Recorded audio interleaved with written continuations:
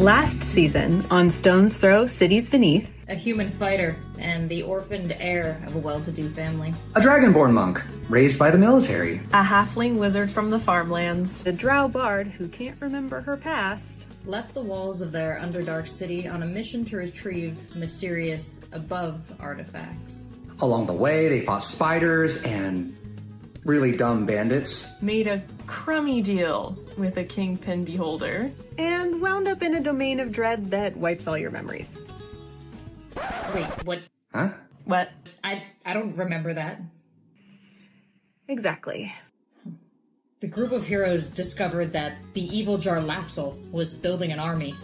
And a beloved mentor is actually a traitor, hiding in plain sight. Is some evil old guy gonna... If seasons mean nothing to you, we the cast of stuff. If you do not believe in seasons. I thought it was California. I do miss it. Yeah. Yeah. If seasons aren't your thing, I don't want to push that belief on you. However you like to consume your live. We try not to get Dungeons and political Dragons here. Jesus. Well, we're glad that you found your way here. This, in case you're like, what the heck am I watching and or listening to? This is a live play Dungeons and Dragons web series called StonesThrow Cities Beneath. It's set in a far future Underdark with some homebrew rules, especially, and Underdarkling background that all of us enjoy. We have already played 12 episodes, culminating in our live recorded season finale a few weeks ago. You can start here. You don't have to go back and watch those, but we think you probably eventually will want to. So be sure to check out the VODs on YouTube, or you can listen in podcast form wherever you consume your podcasts, like Spotify, Apple Music, Amazon, whatever. But as we are starting a new season, I'd like to just really quickly go around, each of us introduce yourself, and just really briefly introduce your character, and then we will get right into the show. I am Anna Prosser. I am an actor and geek gaming specialist. I play Luna, who is a drow bard with Myconid heritage, and we found out some really interesting stuff about her past last season. She doesn't remember any of it, but it turns out she was created by a Dark Lord in a domain of dread, and her last name is Von Zarevich. And the reason that she now has a soul instead of being the shell that Dark Lord created is that Madame Ava put a soul in her body, and that soul had once belonged to a paladin named Evelyn Marthane. And I am still processing all of this, and now someone else go. How about Christina? Oh, I'm Christina, and I forget my character's name. I'm Cassia.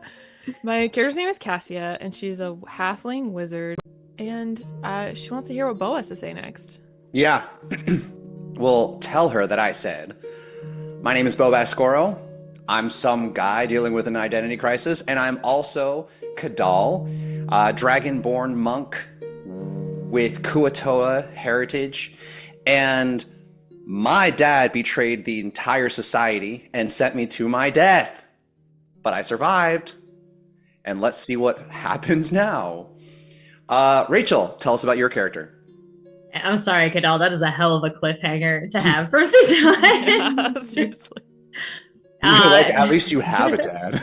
Yeah, well, it must be nice. I don't know. You're finding new dads everywhere. Which is a nice segue into the fact that I don't have a dad. Well, actually, I do. I'm Rachel Querico, aka Seltzer, and I have both my parents. I'm very blessed. And also, I'm an esports host, and I host video game tournaments like GeoGuessr or StarCraft or all sorts of stuff. Sometimes Anna and I do it together. And right now, I am about to play Lacan, who is a human fighter with Dwergar heritage, and he is the only son of parents who have recently passed and left him perhaps a grand fortune up in the very fancy area of Rainier where they all lived. But Lacan has joined the military and is not processing that or thinking about that now. He's hanging out with these other three people that he is vaguely fond of. You know, I always forget that you're part Dwergar too. And every time I hear Dwergar, I think werewolf. Lacan doesn't look like a werewolf at all. I know he's like purple with white hair and has like elven ears. I'm like, that's my human fighter. And I'm like, let me explain. It's been a long time since the sky fell. Like he's been in the dark a while. That's what humans look like here. And Nate, can you introduce yourself briefly and talk just about the world you've created, where we are, to kind of set the scene? Yes, I am Nate. I am the Dungeon Master. We are in a setting known as the Underdark. If you are very familiar with D&D canon lore, this Underdark is more or less a loose backdrop to what is essentially a very homebrew setting. So a lot of things have somewhat of a presence, names and places and creatures you might recognize, but there's also been a lot of changes due to the fact that this is a distant future where, for one reason or another, that are somewhat explained in our first 1 million people up on the circuit is probably going to be better. And over centuries, some semblance of society was formed, different alignments, things to make it work so that those who were displaced from up above can hopefully not only survive but thrive. This has initially taken place in the city of Raynor, which is part of an alliance of several cities formed by those who came down to the Underdark. So that's, I guess, kind of the gist of it. There's been a lot more, info dump, especially in our last session, the finale. But if you want to learn all that, then you can go back and watch that, or you can probably gather from context of things we might talk about today. With that, I think we can get into the episode. Fantastic. You all want to play some Dungeons and or Dragons? Wahoo! Please. Yes, please. Cool. You're in a dungeon. A dragon appears. Yes. No. So I'll just say, after where we had left off on our finale, after this massive lore dump, after this huge exposition by the pirate king, possibly soon to be Lord of the Underdark, Jar Jar, aka Jarlaxle. Unbelievable coincidence, by the way, in the nicknaming. It's incredible. Not planned, just like above board. Sitting on that for 10 sessions has just been both so difficult and yet so delightful, because every time they're just like, oh yeah, our friend Jar Jar. I'm like, Jar Jar. Yeah. It's tough. Amazing. My psychic self betrayed me. Mm-hmm. After all of that, as you are at the end of your guest hours, your construct friend, Modem, kind of assisting Basterfield, this large elephant man who is very intoxicated from the pirate party, suggests that they head back to their home in Vale to try and reconvene, gather yourselves. Mm. And if I remember correctly, the pirate king told us we needed to join his forces or be destroyed, right? You would interpret it less as an invitation and more as just advice. He more or less said, you're either with me or you're screwed. But he's not checking up on us to make sure we're joining the ranks or anything. No, he more or less said, you stay out of my way. So, if my memory serves me, the conversation ended with, yeah, this is going to happen, so I'm going to Raynor and or bring me Raynor, and that's where we left off. Yeah, he informed you or at least according to him, he believes that an individual named Rainer is alive, and this individual's existence alone is getting in the way of his plans, his ability to completely take over. He also told you that with this deal he has made for power, he's not allowed to personally interfere or step foot in Rainer. Mm-hmm. And so we're on our way to Vale. Indeed. And Go back to Rainer anymore. speaking of Rainer, is Modem? Basterfield. Modem does not. Or whatever. Um, How are we getting back home? you would still have it, because it was just seized, but because you were approved guests, Right. They just, oh yeah, music's, yeah, I gotta turn that down. There we go. Yeah, they would have just given it back to you. Well, if we have time on the ride, I would definitely like to consult Modem for everything he happens to know about the man Rainer and why Jarlaxle might think that he exists, I suppose.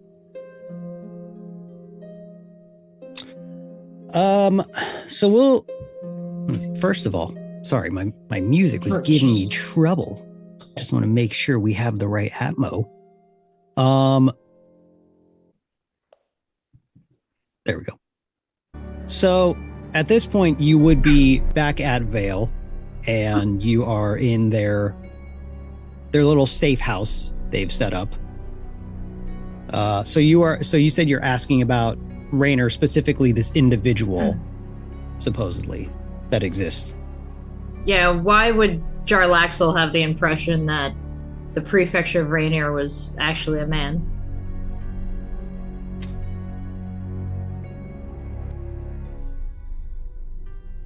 Let's see. He just goes, We're like, that's fair. Weird. Same. Don't know where you got that idea. Modem says to you, as he kind of like plops this giant elephant man down. Well, actually, after this long, he would have been sobered up already. It's a bit of a trek. He had some peanuts left over. Yeah, he did. Mhm. He says,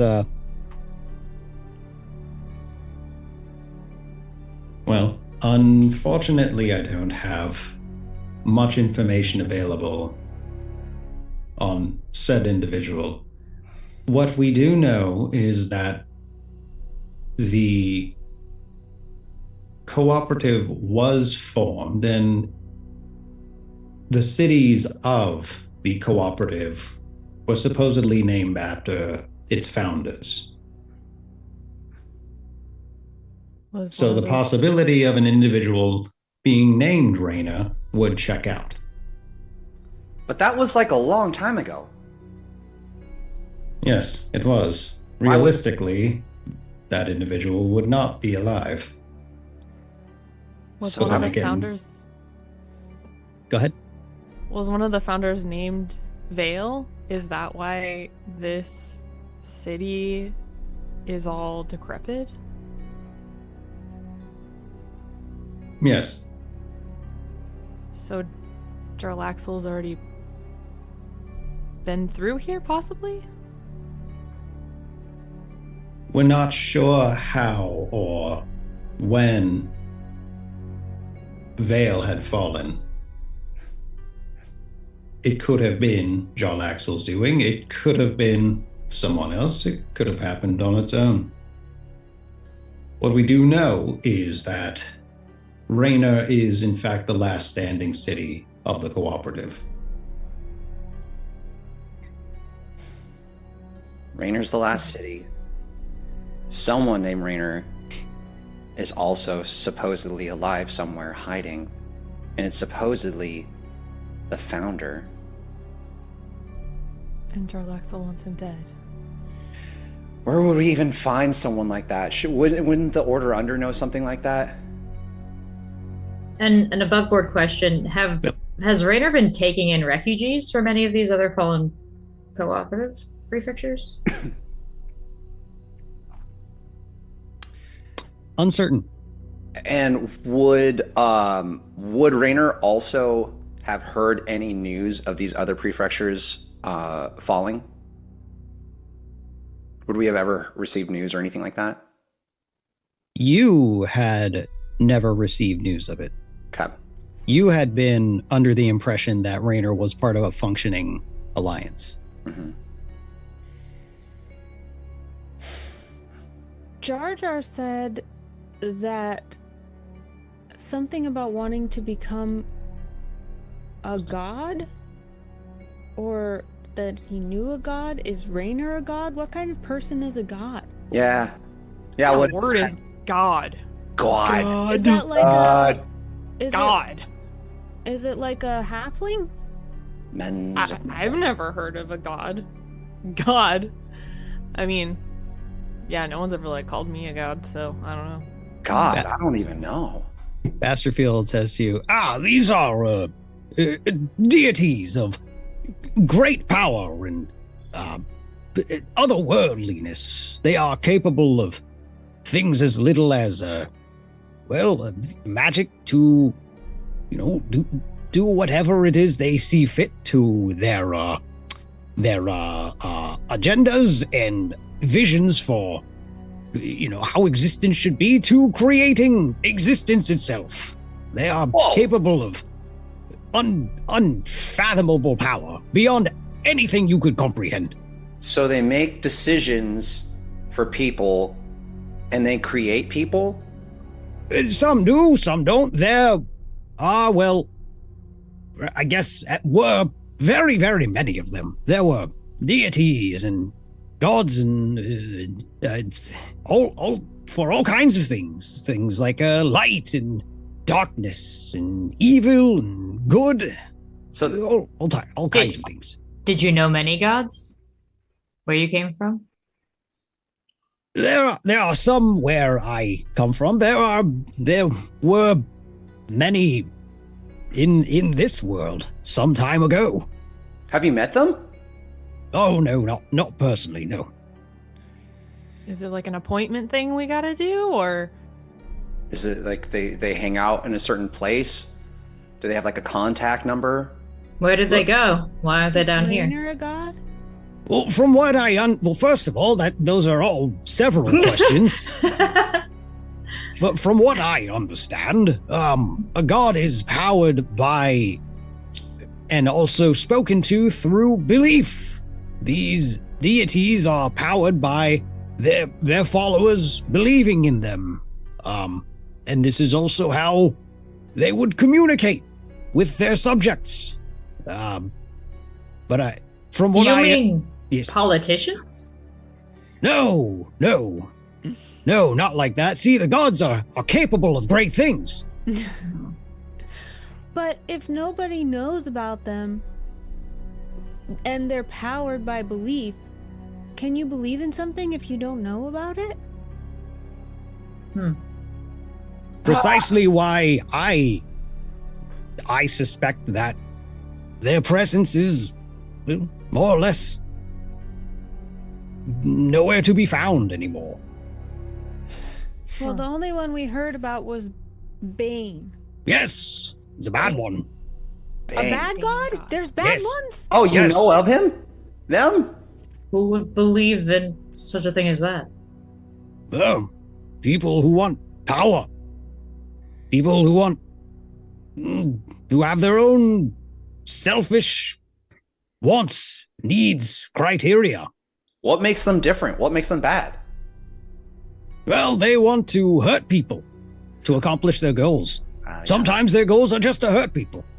Kind of Do you fucked. know any good ones we could call? Well, not personally. I was never a very religious man. But What's religious? oh my. This is a lot. Wait, are so gods religious? Is it like delicious? Ooh, we're suspicious. I was Wait, no, never. I know this one. Because Zarnis told me one time. Religious is like repetitive. Like it's like a routine. Yeah. So you do it a lot. Like again, yeah. Yeah. It's like it's like another word for you Habit? do it a lot. Like regularly. Yes, Regular. yes. And I was never one to religiously and repeatedly do stuff relating to gods and deities. I didn't put too much stake in it. Not very regular. Oh. No, I'm pretty irregular. Sorry to hear that, sir. Yes. You said gods create people? Some can. Is my dad a god? Oh my. Because he made me, he created me. Am I a god if my dad's a god? I would say not likely. Though, well, no. Well, My dad's name is Strad von Zarevich. Have you heard of him? yes, I have. Now, the thing with gods is Wait, that hold on. You know your dad? Wait, when did you find out who your dad is? it's a long story, and in all honesty, with the way multiversal timelines work, it probably doesn't even line up correctly. Multiversal? But anyway, the thing with gods is that it is kind of a subjective term. Technically, if you put something on a high enough metaphorical pedestal, you could say that it is your god. I could take take Modem, for example. So, Oh, okay. If I said that I praise and hold Modem in a high enough regard, and You hold him? and give enough worship and tribute, Modem would in a way be my god. Now, And he would become very powerful well, with not necessarily. people spawning magic? This has gotten very complicated very fast. There's steam coming out of Kadal's ears right now. I'm just like, okay. I don't understand the use of these gods to people. What is the point? All of this is to say, there were once many, many powerful beings in this world. And now they seem to be much fewer in number and lesser in power. And the fact that Jarlaxle intends to become, or claims to be, an upcoming vessel for this one called Bane does not bode well. So What do we do about it? Damn good question. Can we make our own god if we believed hard enough? Like if all 4 of us believed, or all 5 of us, all 6 of us. Yeah, Cassia has magic. Can we make Cassia a god to fight She's Jarlaxle? the most powerful magic I know. Well, technically, there are stories of individuals, normal people like yourselves, becoming strong enough to become gods themselves, but it's very complicated. We should all be gods. How do we do Okay. that? how do we do that? I believe in you, and then you believe in me, and then you believe in her, and you believe in we believe in each other so much. All the belief. Yeah, I believe that this is the answer. So This seems like a dangerous road to travel. how do you know when you become a god? You know. Is it when you can do something like this and then Kadal shoots lasers out of his hand with the power of the sun? He's like, "Am I a god?" Well, no, that doesn't make you one, but it's impressive. Modem, help me out here. We It's should pretty all cool, huh? believe really hard in Cassia, like once a night. Like we should all just like close our eyes and just like believe as hard as we can that Cassia is a god, and then maybe Cassia will be a god. Do you and Modem hold each other? That's so nice. Modem, help me out here. This got really Something messy. about like holding him to a pedestal or something? You held him to a pedestal? I might have just heard what I wanted to hear. I think I heard what I wanted to hear. It was an example of. Right. Please help me. Right. Modem says, technically, the Kuato would be the most likely one to create one of these deities. not helpful at all. What? What? The Kuo-toa do? Wait, Basherfield, wait! So does that mean that this is like the first step of me becoming a god? Am I like a superhero? I don't know if I'm ready for this world. Your lineage of Kuo-toa is quite diluted, and much like many of the Underdarklings, the initial native abilities have all but gone. But technically, you descend from a people that had the ability and the subconscious power somehow. Their belief was so strong, it literally created these beings. I don't know why that felt very encouraging yet racist at the same time, but I'll take it. Best response to Kuo-toa I've ever heard. I feel this sense of hype and then a little offended, but thank you, Modem. Speaking of that, Modem, Zarnis really never told us and told me anything about the Kuo-toa. Can you tell me a little bit more about? Do you know any more about the Kuo-toa?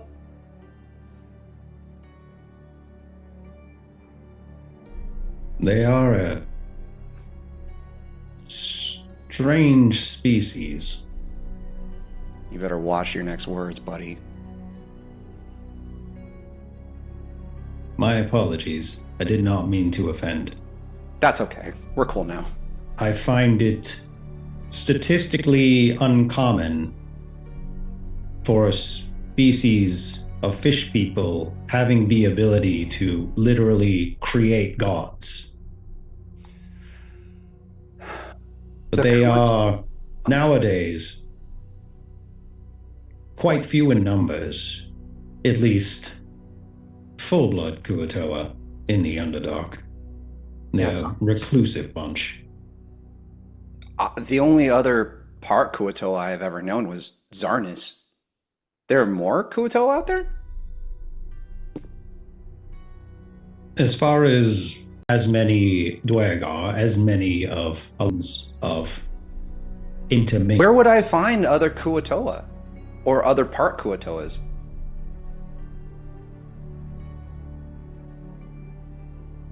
Have you tried anywhere? Well, there you are. Well, goddamn! I gotta find a swamp! Do we have swamps in Raynor? We did have that one creek with the piranha. The river. Oh! Were those Kuo-toa that were biting us at the bridge? No, those were just mean fish. Ah.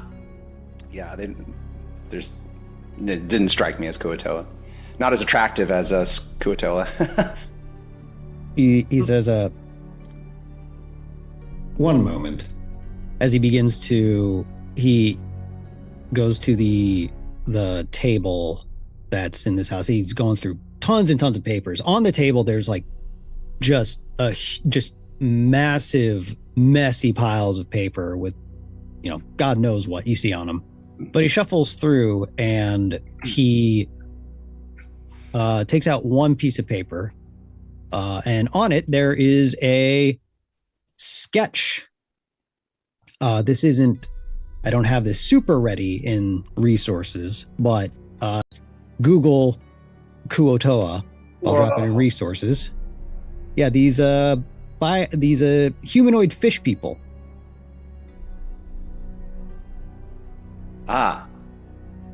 So that is that's super attractive, like you said. Mm-hmm. They look different than I expected. Oh. But that's because I'm only part Kuo-toa, right? Yes. Oh, okay.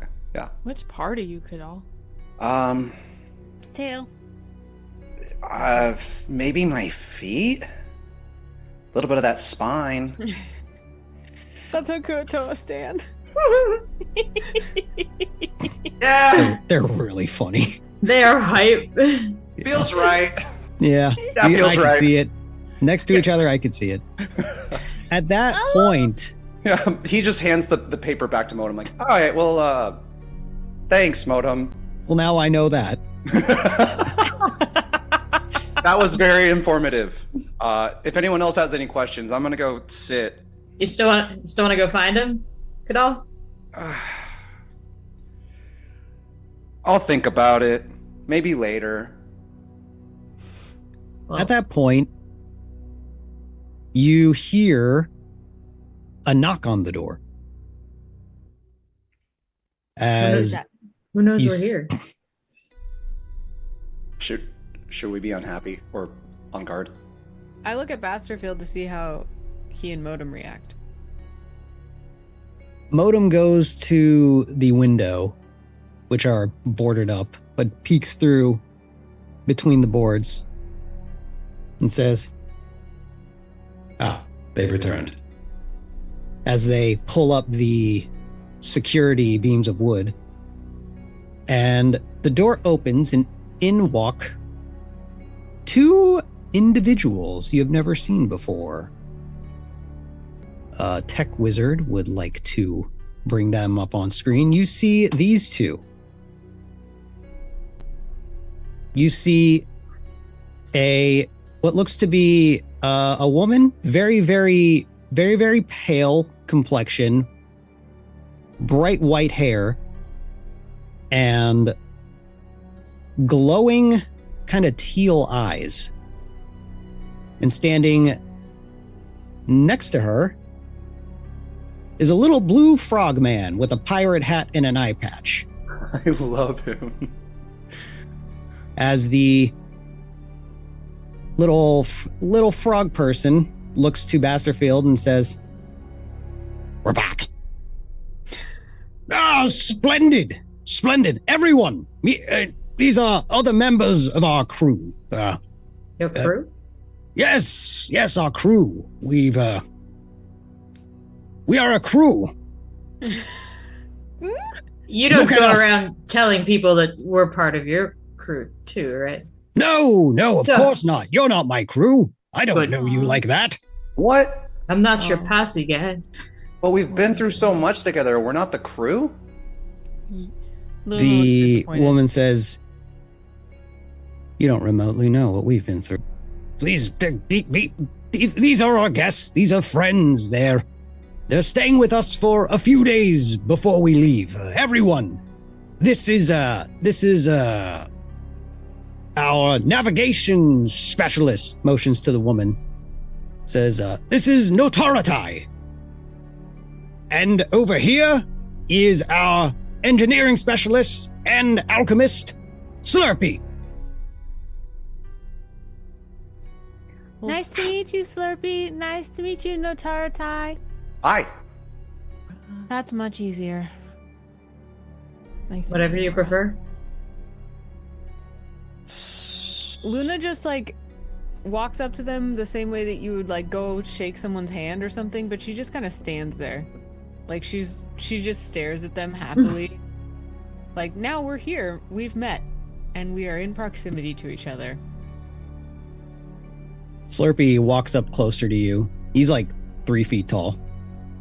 I crouch down, actually kind of frog style, not imitating a frog, the way that Luna does actually crouch down often.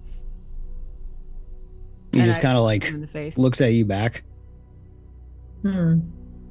"This one's weird." Hey, "What? You're weird too. No, I'm Slurpee." Oh, I'm Luna. And Okay. Kadal comes running up, and I'm Kadal! And squats down super hard and puts his hand out. "Nice to meet you, Slurpee." And Cassia kind of pokes out from behind his back and is pretty excited that everyone's kind of on her level, and walks up and she says, "Hey, I'm Cassia. Hey, we're both short." So, what's You know, in Slurpee- here? Slurpee goes to shake your hand, Kadal, and he is so slimy. He is very wet. Am I as slimy or damp? Not quite. You are surprised. One of the first times, one of the first people you met, you are out slipperied. I'm oh, are you Kuatoa? He says, What? That's racist. Yeah, I'm so sorry. I'm so sorry. What's an engineer? Well, first he corrects you. He says, I'm grung. Grung? Grung. Well, there's no reason to brag about that. We're in mixed company. No, I'm not Kurotora, I'm grung. Oh, what's that? Does Kadal know what that is? That's a good question. Are grung in the Underdark? I think they might be. Yeah. I'll have you and anyone else that wants to roll. Let's call it either history or insight, whichever's better. First roll of the season. So First while you're roll of the season. Here we Oh. go. being Kadal weird, got a 15. Okay. 14. Okay. I got 14, 2 plus 6, 20. Nice. 11 plus math. Lacan's actually just looking at Nora and trying to like see if she's side-eyeing this the same way he is. Kind of hard to tell what she's eyeing as her eyes are just like glowing. Like there isn't like direction to them. They're just glowing teal orbs. But for everyone else, grung are little amphibious, sometimes poisonous frog people. How do you be poisoned by them? He goes, I didn't poison you. Okay, thank God. If I wanted to, you'd be dead. Noted. Thank you, Slurpee, the grung. Nora, I like your eyes. She doesn't respond. Nora, I like your eyes. Nora, I like your eyes. Nora, say something. Hey, Nora, our friend's talking to you. She likes your eyes. Nora says. Well, she turns to Basterfield and says, I'm going to get back to work. As she walks past the lot of you and sits down at the desks and begins sketching. Are we invisible to Nora? Oh no, she's just not very chatty. So how do you guys know each other? She's so cool. Oh, well, we have been a crew for a very, very long time. Oh. Are you a How troop long? like us? Oh no, we're not a troop. We weren't military. Well, you see, we have a ship. We were all under the leadership of Captain Mason. Leadership? Yes. Was Mason a god? No, but my God, could he lead a crew like one? Can you tell us more about him? And who's your god? Oh, I do. I said I don't have one. My god this, my god that. You're swearing by something. Oh, it's an expression. You see, we use the term God in vain to express immense emotion. Are you talking about Moto? Oh my god. You could be. I don't think I'll ever understand this. Can you tell us more about Mason? Well, what would you like to know? When did he become unhallowed? Well, we're not entirely sure when that happened. He had passed a long time ago. How did he pass? Rocks. You said rock? There's so many ways that rocks can kill somebody. crushed by rocks. Oh, that's not a good one. No. Tough. Basterfield, how did you come to find out that Indigo was the unhallowed of Mason?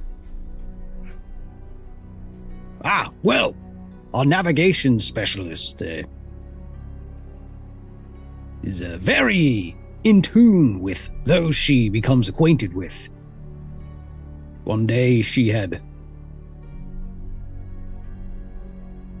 felt a presence that was familiar from quite afar. Where were you before this?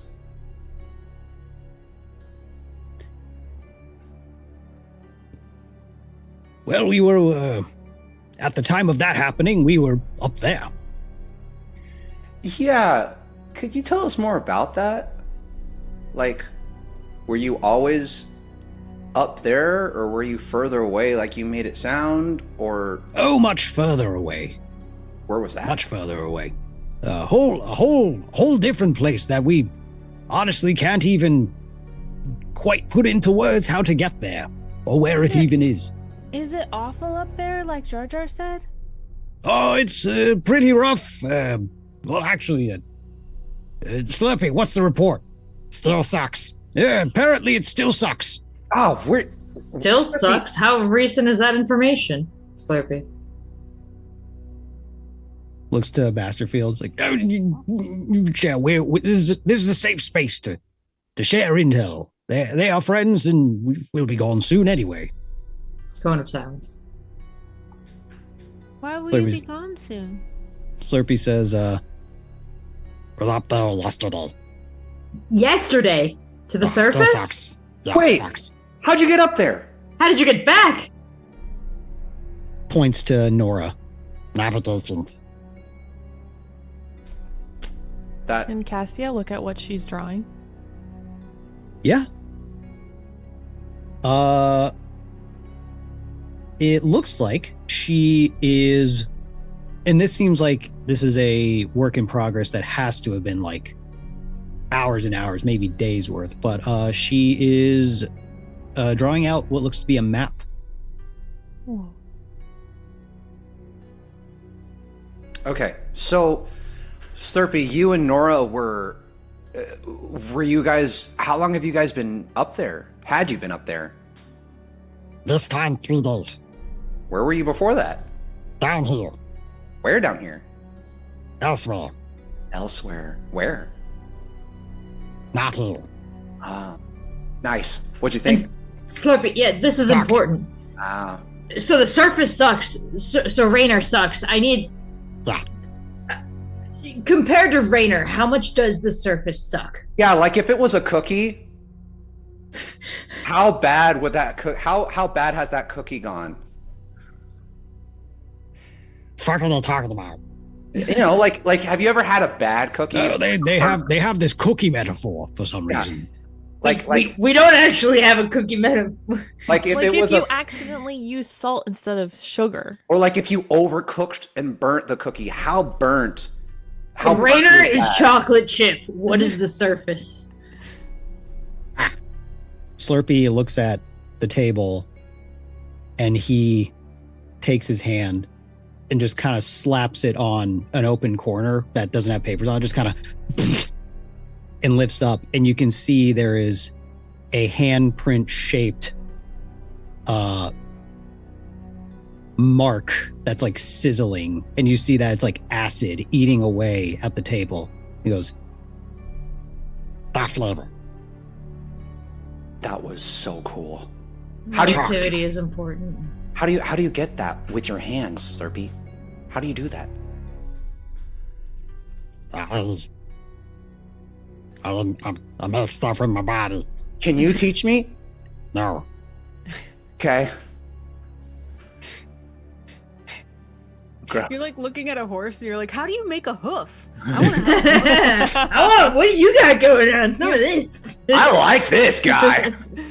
Kadal, Yeah. you notice on on Slurpee's belt, there is a there's like a glass flask. Ooh. And you see it contains a glowing green liquid. Oh! Hey, Slurpee, what's that? Mine, What is it, though? the Slurpee special. Hey, yo, tell me about that. Slurpee makes potions. Potions? Like, what kind of potions? Whole bunch. Health potions? What's the Slurpee special kind of potion? What's it do? Does a lot of shit. Wait, what? Does a lot of shit. Like, I don't even really know. how'd you make it? Whoa. Had a really weird dream. Oh, shit! Have you tried it yet? Yeah, I don't think you should bottle that. Wait, what did it do? I can fly. What? Wait, can I have some? Please, Slurpee. Give me the Slurpee special. It's 10 gold for a vial. He looks at Lacan. Lacan! I need the Slurpee special! It does other stuff too. What other stuff Adult. do you have?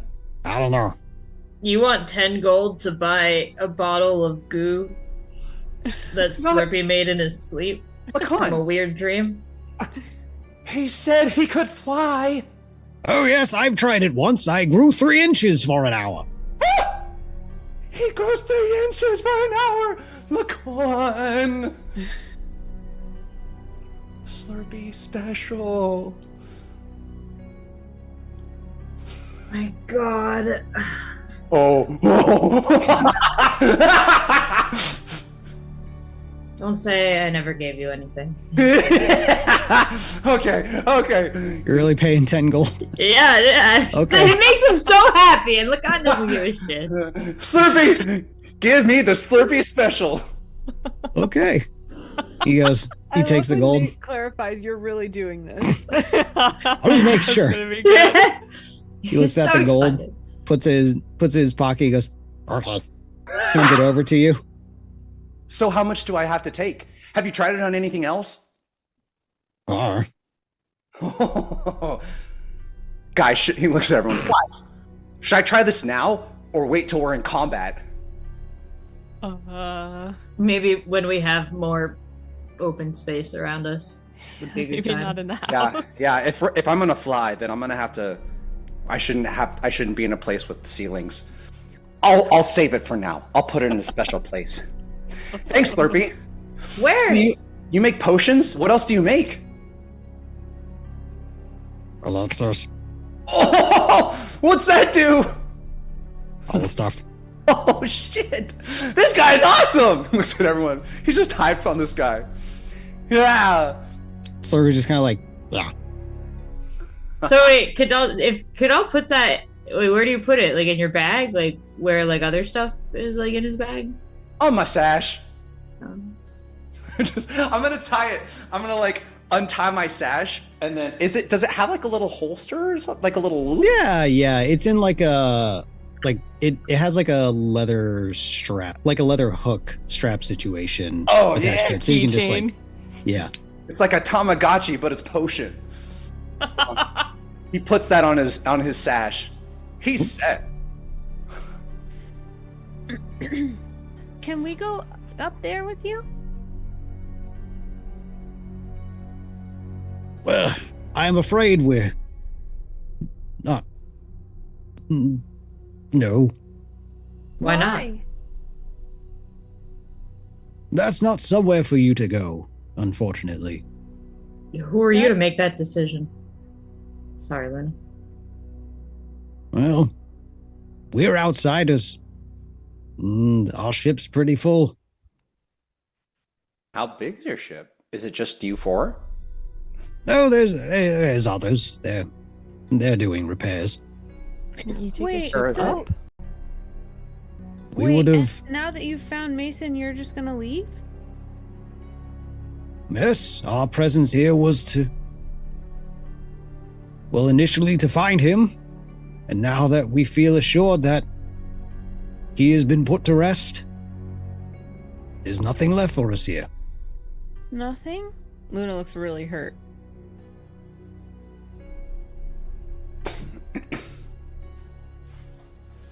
As much as I have, I guess, enjoyed our time together, and as much as you have been a treat to join with your adventures and whatnot and what have you, it's worth noting that in the grand scheme of our mission compared to our time together,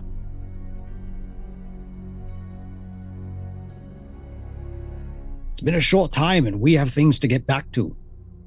This is not our home. What about Jarlaxle?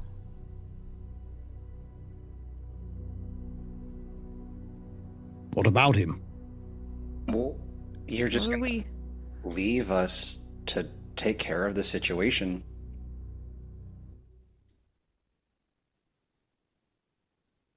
As much as it pains me to see that bastard trying to pull off what he's trying to pull off, that is not our purpose here. That is not our battle to fight.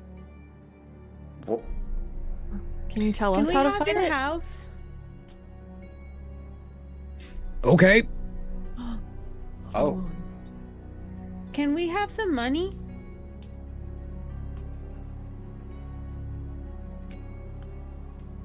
Slurpy's eyes widen. And he kind of like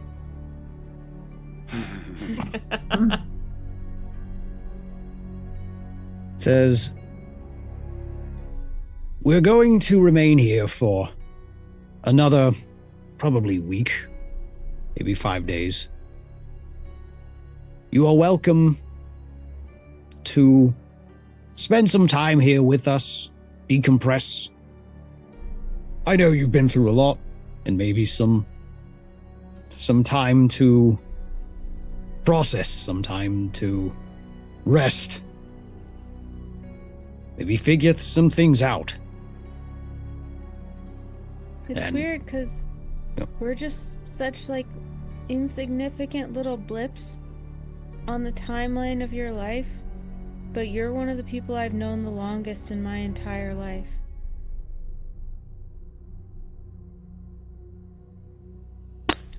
Luna, can I get...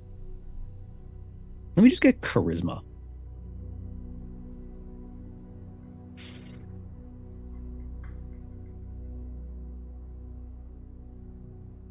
$13.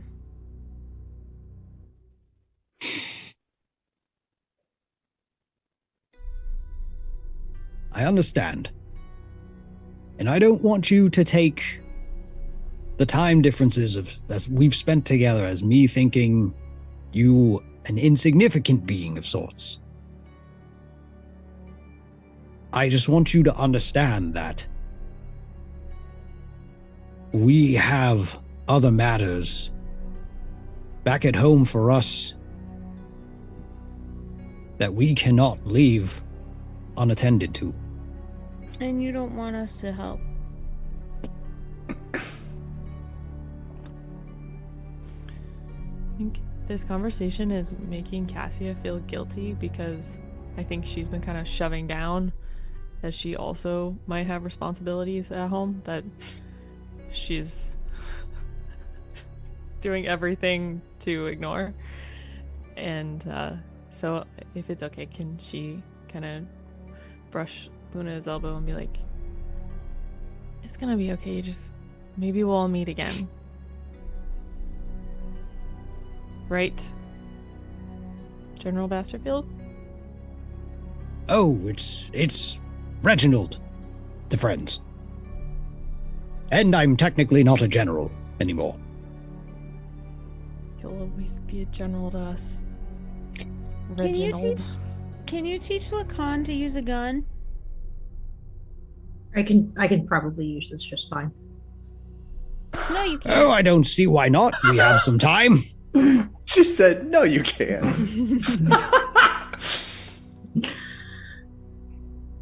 Can I have a gun? I think perhaps one firearms user per. Leave. I just want as many things that they can leave with us as possible. Lacan's gonna take the gun he's got out of his belt and hand it to you when you express you want a gun, Luna. This was your uncle's anyway. You can take that. She holds it by the barrel. Kind of like. Right. Let me just see that really quick, Luna. And Lacan's gonna take it back and put the safety on, and then hand it back to you. I didn't know you were gonna cuddle it. Luna has no idea how to use that is so wild. Just cuddling a gun. Only Luna. Masterfield, I noticed you dodged Cassie's question, though. Which one? Will you see us again? Or more importantly, do you think we're going to live long enough after you leave to see us again? You all do enjoy stacking questions, don't you? I don't doubt that our paths will cross again in the future. In this life?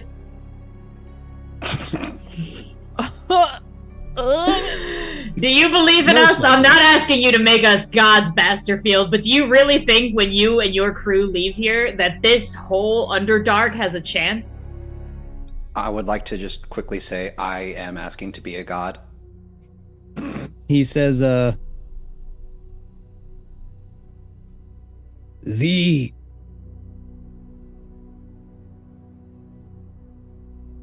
upcoming threat to this world is alarming. But I have seen crazier things in my day. I have seen victory. Lacan just fucking like face faults when you say that. Crazier things. I have seen lesser odds prevail. That was not the inspiration I was hoping for, but I suppose it was the honesty we deserved.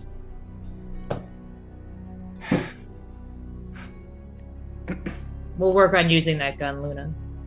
But I don't know if we need Basterfield's help for anything anymore. So, I'll just give you a fucking house, but all right then. Yeah, beautiful house! Basterfield, thanks. If I wanted a roof over my head, I'd go back to my parents' shithole. Oh, true. But you don't have any. Damn! That's mine now. God! Makes everyone sound That's what I got. It's not even. Wow, wow. Even yeah, You got a monk friend who can catch bullets and all he does is fucking launch strays. What is this? He wasn't even thinking. Kadal was like juggling the Slurpee special, like, nah, but you don't even have parents. Oh. Damn, wrecked.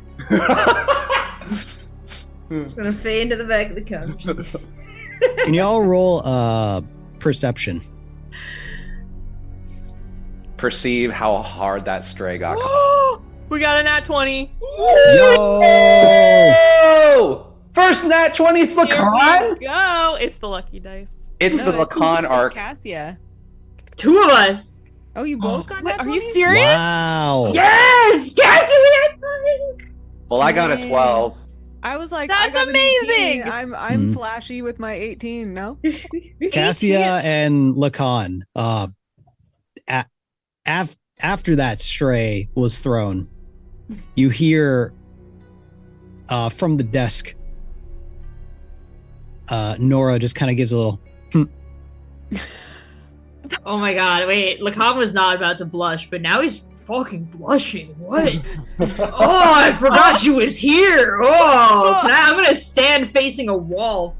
Oh, shit. I think can my nat 20 perception perceive that as well? yeah. Both of you with the nat 20. She found that funny. Oh, hell yeah! No, and I want to perceive what Lacan is feeling right now. You're blushing. And Kadal just sees that having like, Lacan, what's wrong? I was just inspecting this house. Basterfield was giving us nothing's wrong. Yeah, it's all right. It's all right. I have make more parent questions. jokes? I don't have time to go down to the pond and back. Oh shit! Hey! Wow. Crazy! What the fuck? Crazy! Whoa! Slurpee responds like, "Hi." Yeah, I'm like, Slurpee, are you gonna let him say that? Nah, fuck that shit. Fuck that shit! Takes out his gun. Ah! Yeah, give me your sword, Slurpee. No. All right. I'm gonna put Luna in front of me and just like grab her by the shoulders. Yeah. Suddenly, Luna has 2 microphones and hands it to you guys and is like, "Here's the rules of engagement." And starts dancing. Me and Slurpee are I don't both do standing that. like. Damn. Okay. Well, this is crazy. It sounds like you, Basterfield, you guys are all leaving. We're going to Rainer, which is being run by my evil stepfather, and Jarlaxle's coming to take Rainer, but Rainer's the only place left in this fucking place. What are we doing? Why don't you just take us with you? This place is doomed anyways. Is it? Is it? Oh. Lacan's looking at Cassia, who he knows has a full family back home. I mean, none of us have families, right, guys? He looks at Cassia Well, like, oh, just my like 10 Right. older brothers and my mom, I wasn't thinking. my Sorry, dad. Cassia. I'm so sorry. my cousins. Right. But actually though, like, you're right. This What? isn't- Yeah. No, Yeah, that fuck was my this mistake. place. I'm sorry. I'm sorry. I'm sorry. I No, didn't. maybe it is too late though. No, I didn't mean it. Cassia, no, it's not too late. I'm sorry. It's just feels hopeless now that everything's just been turned against us and I don't have anything anymore. You got Slurpee special. That is a valid point. Yeah, I gave you 10 gold not 5 minutes ago. Good Jesus Christ, Basterfield, look what you did to this team. That's true. Oh, and guys, I have this too, and pulls out his music box. I saw this in my pocket recently. Ugh. I don't know what it is, but it looks like me. I don't like that. I love my things. I can't let this world succumb to darkness and lose my things. Maybe we should take over the Order Under. Like, ooh, General Luna. I don't know how to be a general, but it's got to be better than Zarnis. It's a fantastic idea. What, you're encouraging her? Overthrow the government. Okay. That seems maybe easier than trying to kill Jarlaxle, right? Because I don't think we could just assassinate him. He seemed kind of hard to get rid of. Was I the only one sensing that? He like, Look at me. I became a general and I don't even go here. Yeah, he doesn't even go here, and if it was easy for him, it should be easy for us. However, Zarnis is currently in command, and I've never been able to beat him. but we know that. Remember when we were getting? Well, I'm sorry to bring this up, Kadal, but remember kind of when your dad turned us in and gave us over to Indigo, but then the cadets were tying us up. But then once we got into the carriage, we realized they hadn't tied us that tightly. Maybe it was a sign. Maybe they want us to come back. Maybe they want us to be. That Zarnis is working for the Black Hand and that the Black Hand wants to destroy Raynor. That maybe there would be enough people that wouldn't listen to him anymore. Basterfield, you were working deep undercover there. The least you could do is leave us your contacts. Who is safe to talk to? Didn't even think about that. Well, let's see here. Zarnis is a son of a bitch. Yeah. The rest of the brass, though, at least the ones you've met, they seem true. The ones that aren't doppelgangers? Yeah, what about Marlowe? Or was that just some kind of lie to throw us off the scent? Oh, right. Well, that's a whole thing. Oh, Not really sure what's going on there. Right. What? right. You So you have this habit of not answering questions, but doing it as though you're answering them. yeah, and you do it so much every day. It's like it's your religion. Is not answering questions your god? Elusivity. Elusiveness. No, I feel like I answered the last one. Not sure what's going on with Marlowe. But Armstrong, Copperlight, I would trust them. And They- Skeeter. And Skeeter. For sure. Well, we all know that, hands down. No doubt. All day. All day. Masterfield, do you know if anyone else knew that we were handed off to Indigo?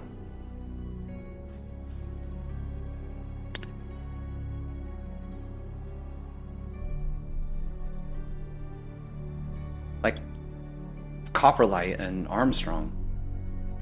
Would they, I can't imagine that they would have been okay with that. He says, I imagine that because at this point I was not there. I was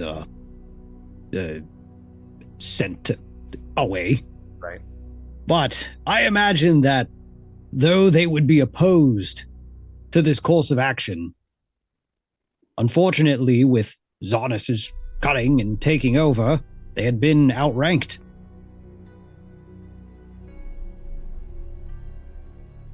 Doesn't matter Where- what they thought. Okay. It's Cadet Captain. We do make Ah, Kadal yes. a god.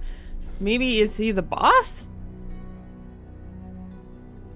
Well, I would put a pin in make me the ascent to goddom. Oh, okay. But Cassia does have a good point. Who outranks you there? Do you trust them? Who's in charge without you?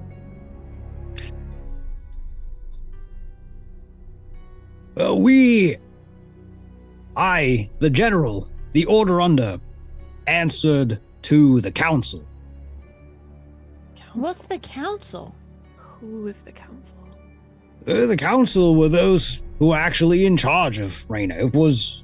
Still is your government.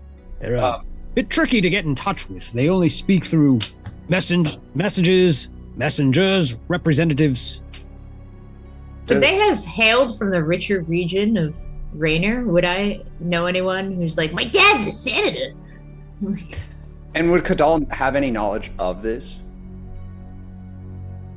Kadal, not likely. You're mostly Or growing up over there? you wouldn't know too much about, but Lacan, you would at least think that you likely could have like some in or sway as the kind of the upper class prefectures are pretty intertwined with the high ups of government and council. My family has a history of making large political donations to the least savory causes. Mm-hmm.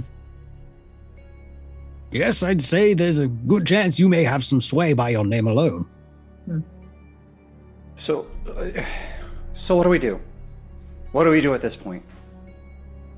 What if we intercept one of the messengers and we make them take us to the council? Couldn't we just go to the council? We don't know where they are. And what do we tell them? That there's a scary pirate man that can't come in, but needs them to go away? Or What if I we don't know. what if We we tried defend to him? find Rainer? The one Jarlaxle was talking about. How could he even be alive? Basterfield, do you know anything about that? Rainer? I had only heard briefly of this individual in the past. Where would someone named Rainer that made a place named Rainer be? Are there tombs or ruins or catacombs around the prefecture? Yeah, there would be. Am I remembering correctly, though, that Jarlaxle can't go into the city until Raynor's dead? So Raynor must be alive? That's According what to he him. said, yeah. So we just protect him, and maybe Slurpee could teach me to make a super crazy health potion, and we just keep making sure that Raynor drinks them and lives forever, and just avoid this confrontation as long as we can until Jarlaxle gets tired of it and or dies. I can't teach you that.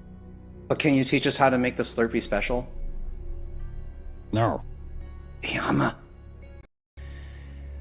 Well, Zarnus. Right? Yeah, Well, I think that's right. Because at least we know where Zarnus is, and we know exactly what he's doing. We don't really know where Raynor is, or if Jar Jar's even right. You know, there's no coming back from that, though.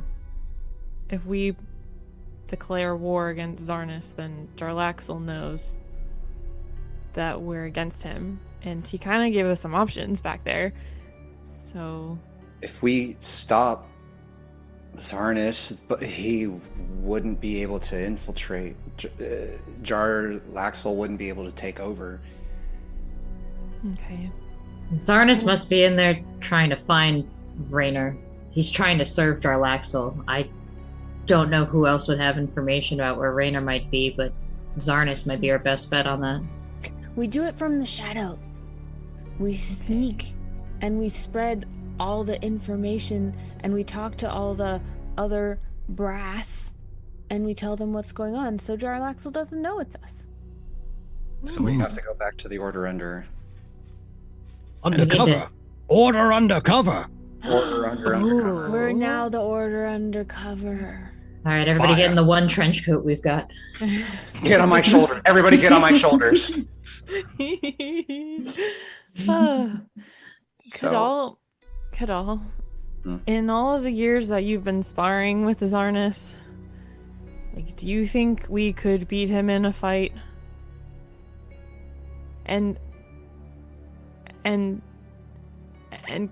then what? Do we put him in a jail? Can we? We question him.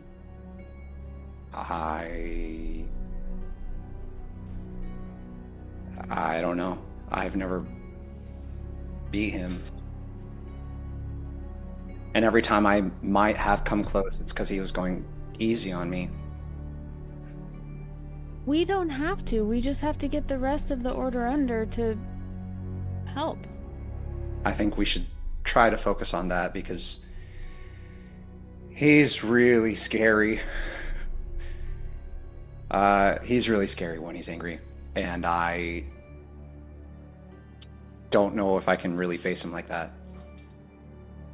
I don't blame you.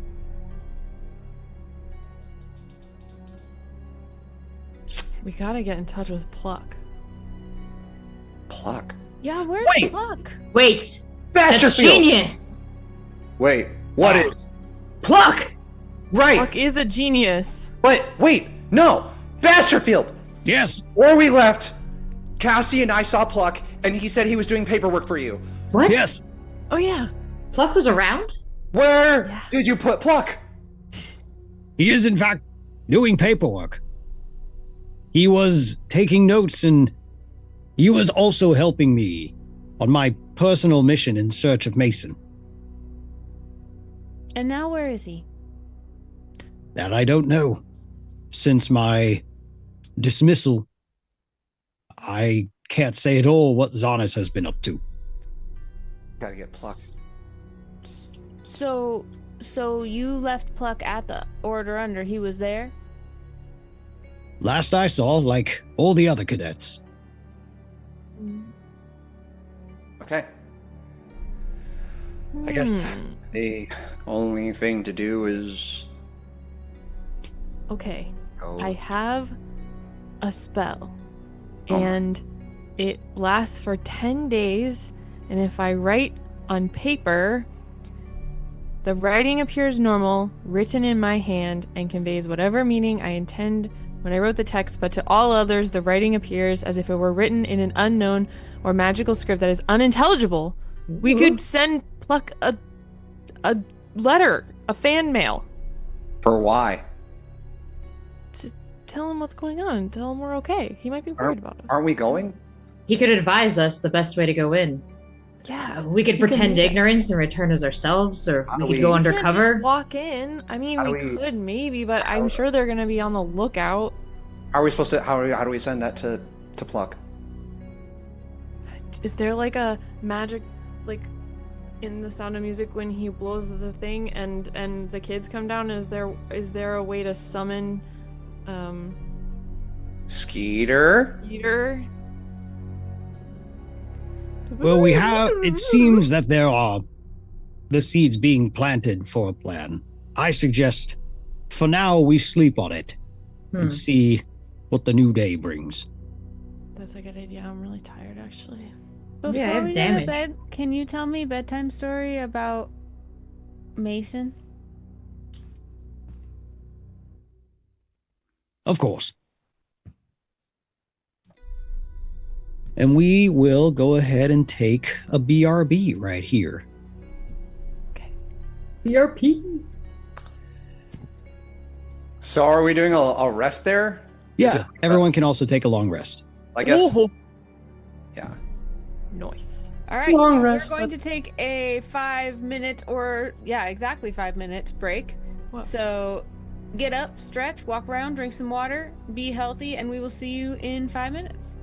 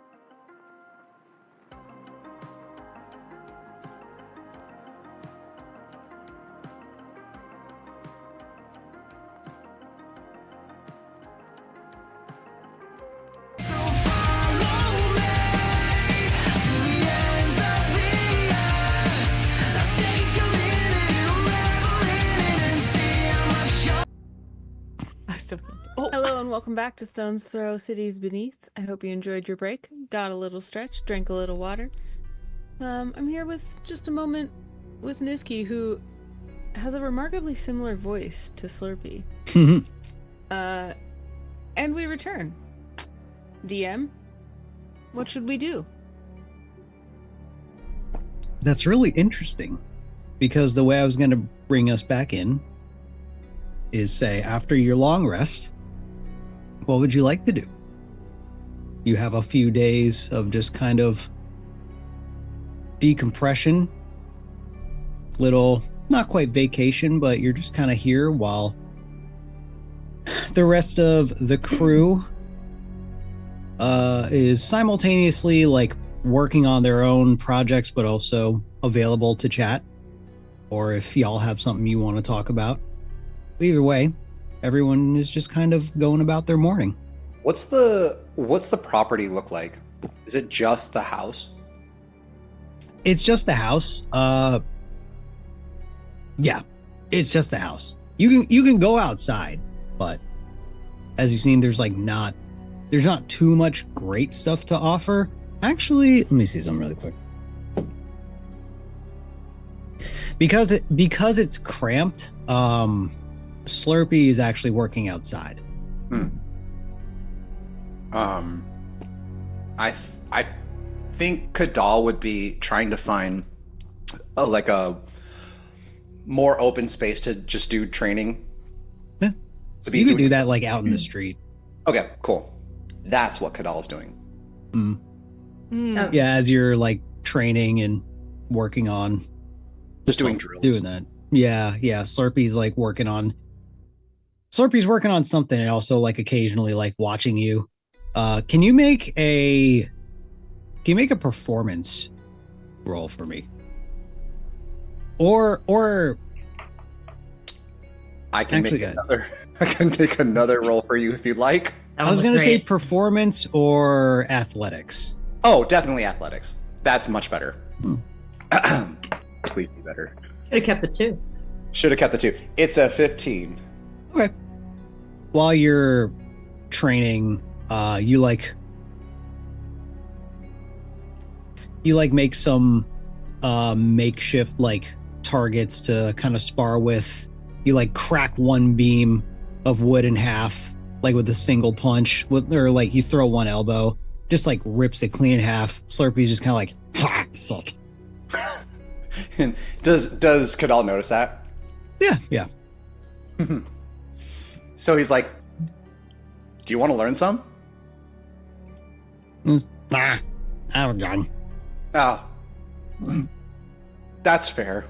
It's more effective anyways. Did you happen to make any more Slurpee specials? No. Just working on this one. What's that one you're working on? The potion. What kind of potion? And he's like what, like tiptoeing, like, ooh, what kind of potion are you working on? Healing. Whating? Healing. Heating? Healing. Yeah, that hurt. The potion doesn't hurt. Yeah, Kadal's like, Oh, healing. Healing, yeah. Yeah, that. Yeah. And you see the way he's doing it is he's got like a couple small bowls that seem to have like various like powders, and what he's doing is like he's doing some chemistry. He's mixing like secretions that's coming off of like his skin and his hand, and he's mixing it with like a bunch of other stuff and kind of siphoning it into this. It seems to be a very slow and tedious process, but is it on a table? Yeah, it's on a little table outside. So Kadal like gets on his knees, like his eyes are like at the same level of the potions, like, wow, how do you do that? How do you know how to do it? I'm smart. How'd you learn? Trial and error. You're using your goo? Yeah. That's cool. So you can use poison, but you can do other things with your goo? Yeah. There's different stuff. Like what? Different potions, different elixirs. I do stuff and I take the. And he like has like a little piece of wood, like kind of like a tongue depressor, just like a little like thin piece of wood, and he's just kind of like scraping goo off of him. He's just like, this comes off, and I put that with that, and that goes in that, and I make that, and I put it in there. Whoa. Yeah, that makes sense. So, Kadal looks at his goo. He's like, I'm not as gooey as you, but do you think I could do that too? No. No. Can you shoot your goo? Fuck? Well, first of all, what I meant was... Can you not? No. Can you, wait. Train a little more. He just, goes up, kind of embarrassed that he even said that. Goes up to the target and just man, I'm so weird. how about the rest of you? I want to know if Nora and Lacan become pals. Well, Lacan just wants to know what Nora knows about getting to the surface and back, and I think Cassie asked what she was drawing. Not that he's trying to look if she doesn't want to show it, but I imagine it's pretty small and it's kind of just there. What is she drawing? So she's not hiding it by any means. It's a pretty substantial sized piece of paper. And it looks to be a map that she's mapping out. I'd like to ask her, since you're leaving anyway, could you leave us with a map to the surface? I could pay you. Can I get a persuasion check?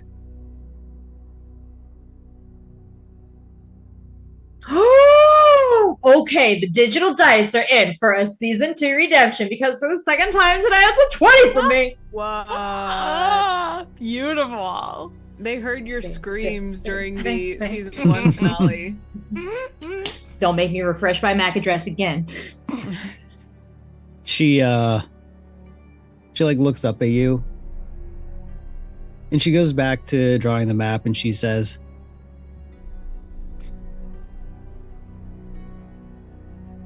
this map has taken me about 2 weeks to get this far, and I'm not even done. Unfortunately, I can't do that. Then, do you mind if I work alongside you and make a copy? You can certainly try. Well, that's how I'm spending my week. In increasingly closer proximity to Nora, doing arts and crafts on the floor. Maybe the toe of my boot will touch her boot. That's gross, Luna. Don't talk.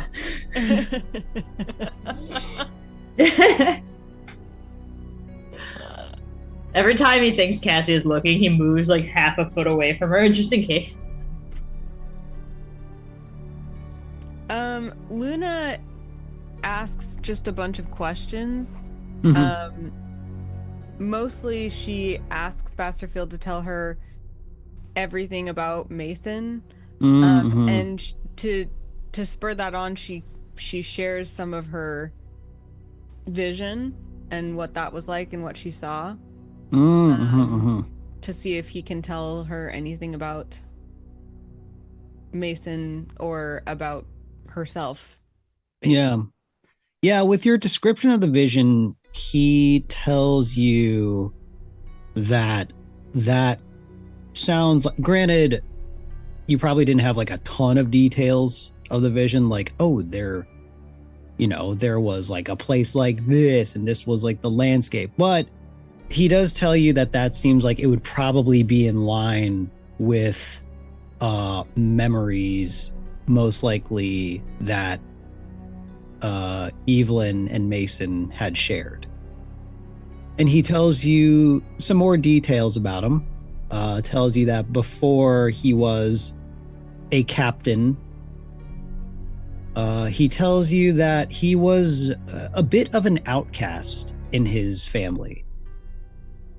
He tells you that, going back to the topics of gods, they had a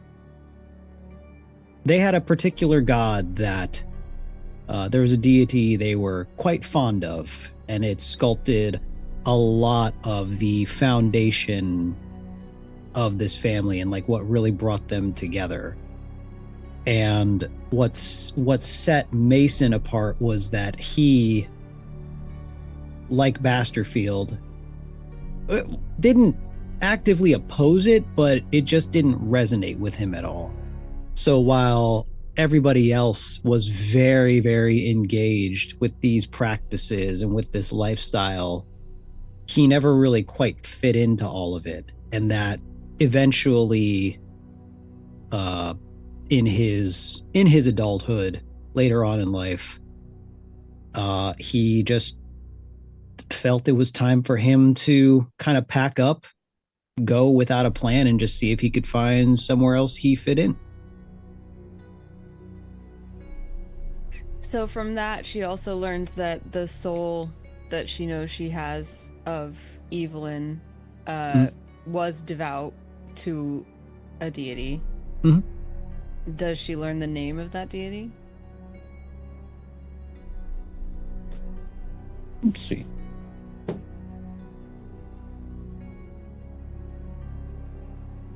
He wouldn't initially bring it up. I think Luna would ask. Yeah, if you asked, then he would tell you that it was someone named Lathander. That's a silly name.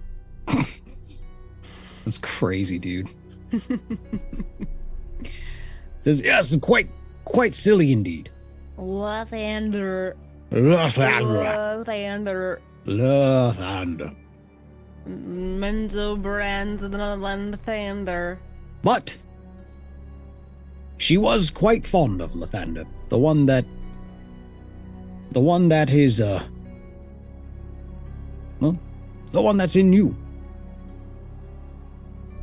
Not that you have to be, but I don't have to like everything she liked. Not I at don't all. think. You are your own person. Do I get any sort of like feeling when Lathander is mentioned? There's a little bit of like butterflies. There's like a little like giddiness. Cute. And then I also hone in on the family last name, which I assume he tells me if I ask, being Marthane. Yep. And then I follow up with questions about like, are there more Marthane family? He doesn't know that. She wonders this to herself. He knows that there would have been he would know a little bit. He would know obviously that there is siblings to Mason, because obviously uncle, things like that. He knows like some vague details, but he does tell you that Mason didn't talk too much about them. The only family member he really talked about was Evelyn. And actually, can you roll persuasion or charisma, whichever one you want? Dude. Oh, 21. Hey, okay. He tells you that they actually had a pet named after Evelyn, named Evie. What kind of pet? Well, it was a very small dog, but it was a construct. So very, very, very tiny, could fit in the palm of my hand, but weighed upwards of something like 150, 200 pounds. Like Modem? Yes, if Modem were a small dog and could shoot lasers. Where is Evie now? That's a great question. Ooh. Heavy dog. Oh my dog.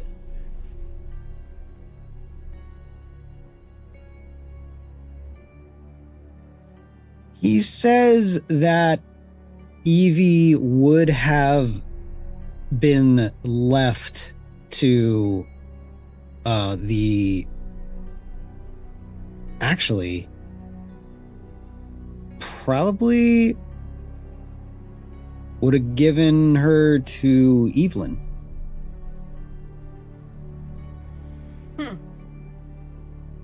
Find the dog, find the family. Hmm? Interesting. This is interesting news. I mean, a week goes by, so certainly I have more questions that Luna would probably ask, but Yeah, we're also not like at the end of the week already. We're like maybe 2 days in. Cassia, what have you been up to? Last thing. Okay. If Mason told Baskerville a lot about Evelyn, I ask a lot about her life, like leading up to when he lost her. You know, does she have family? Did she, where did she live? What did she do? All that kind of stuff. Did she have any children that I could go find? He only is able to convey some adventures they had gone on, some things that she had done separate from Mason. Tells a story about how, and these details kind of elude him, she had some friends that she spent a lot of time around that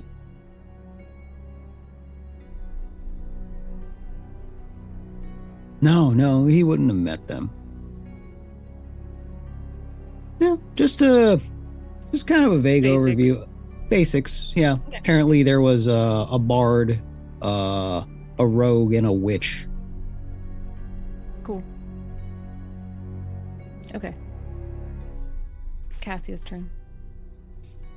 I think Cassia's week is looking twofold. I think at first, I really feel her just trying to push all of her worries down. And I think the first half of the week, she'd really want to be goofing off. And I think she'd probably want to go out and show Kadal some of the new spells that she's been trying out. Would that be okay? Thank. Like, what if Cassia said, "Hey, Kadal," and then cast reduce on him and then enlarge on herself? Wait. Yes. Okay, can you give me the details of those spells? Yes, it's the same spell. Oh, okay. But it has two. You can either enlarge or reduce. So I guess I'm casting it twice, if that's okay. Is it concentration? Yes. Okay, so you wouldn't be able to do it simultaneously. Okay, so we're just like Yeah. It's concentration up to a minute. But also, unless Kadal, you just like kind of, unless you choose to forego the saving throw, just to be like, what happens? Oh no, I need to know what happens. Okay. So enlarge, the target's size doubles in all dimensions, and its weight is multiplied by 8. Whereas reduce, the target size is halved in all dimensions and weight is reduced to 1/8. Whoa! I'm like, so this is what it feels like? Is this what this? I just want to pop out and look at you guys and fucking burst out laughing. This is peak. Throw me up in the air, Cassia! I have no worries at all. Everything is fine. I'm like having the time of my life. I'm like, wait. Okay, throw me at the target. Okay, here we go. Okay. And I do like a shot put throw, so I like spin around a bunch of times and then just throw you as hard as I can. I go, yeah! And try to headbutt the target. Can I headbutt the target? Yeah. What happens? Cassia, can you make... Let's do an improvise... Let's call it athletics. Does it enhance any of her abilities, or is it just you're bigger? I think it's actually like it's usually a bad thing. Like you do it to a, or at least like Target has for enlarge. The target has advantage on strength checks and strength saving throws. So Cassia, if are you throwing Kadal reduced, or are you throwing with you enlarged? I think I should be enlarged. Yeah. Okay. I'm really, really strong, right? Okay, so then you get athletics at advantage. So roll twice, higher roll. Okay, the D20. Oh my god, I'm so the excited. first one is 3, but that's fine because that doesn't even matter. That was just a cool practice. This is the darts all over again. Yeah. It's 6. Okay. Plus 0. Sorry. We're lowering the property value in Vale further. You throw him like a good foot. I just. That was awesome. That was awesome. It's that cat meme with the sail music, and I'm just like, Sail.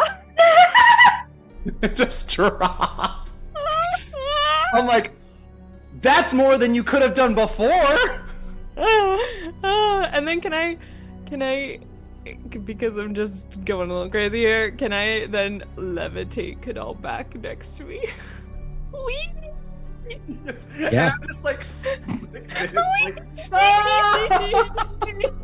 Yeah, Kadal, if you're foregoing throws, then you're just like being like thrown and floated around. I'm just And spinning also around. because we're in kind of a like intermittent montage, like, you know, cast whatever at will if we're not like in real combat or anything, just like kicking around. Yeah. Oh my god. Do something else. Do something else. Okay, you ready? You ready Yeah, for yeah, this yeah. one? Okay. So I'm gonna touch myself, and I mean, Hey. I'm gonna. Whatever makes the magic happen. Slurpee's I'm gonna be embarrassed for like 1 second, and then. There's another Slurpee special. And then I'm gonna be like, Kadal. Huh? What? I think something. And then I'm just gonna spray lightning everywhere. Because it's my dragon's breath, baby. What? Wait. Wait, lightning at Kadal? Moki. You did lightning at Kadal? You did do that, right? I mean, I just did it in the air. Or should I do it at Kadal? For fun, Action yeah. touch. It's a range.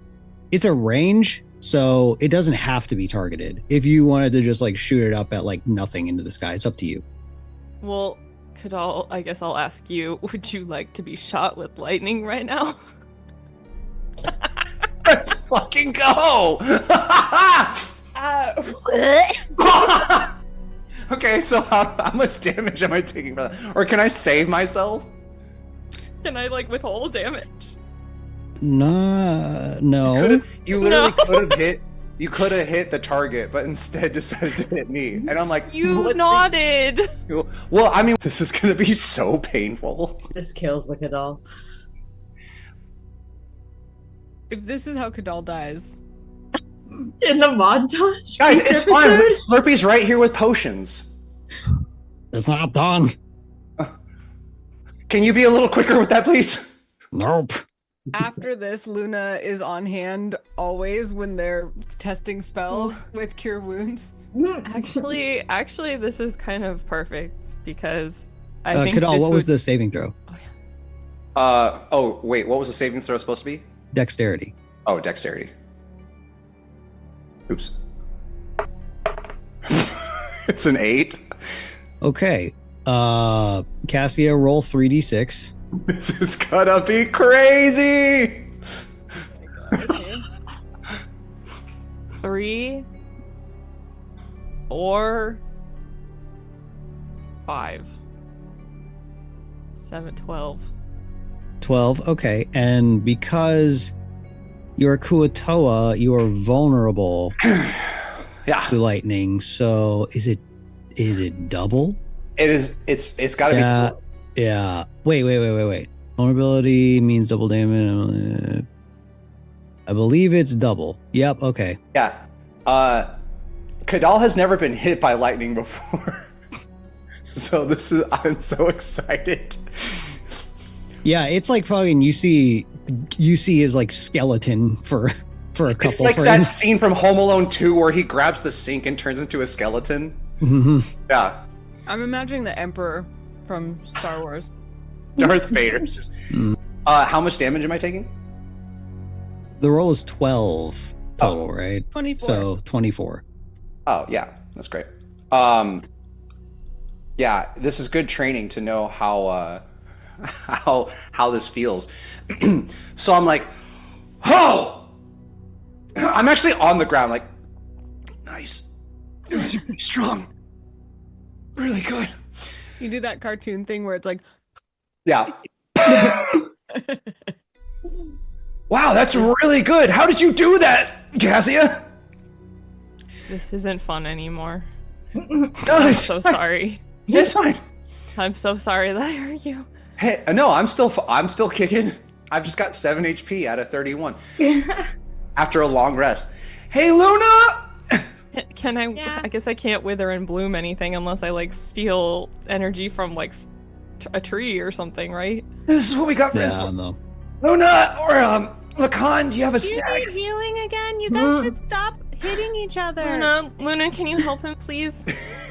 You just see from your perspective on the floor, Kadal, that like my shoes come up and like stop in front of you, and then I bend down and like place like on a napkin just like two little penny My And then I Yes.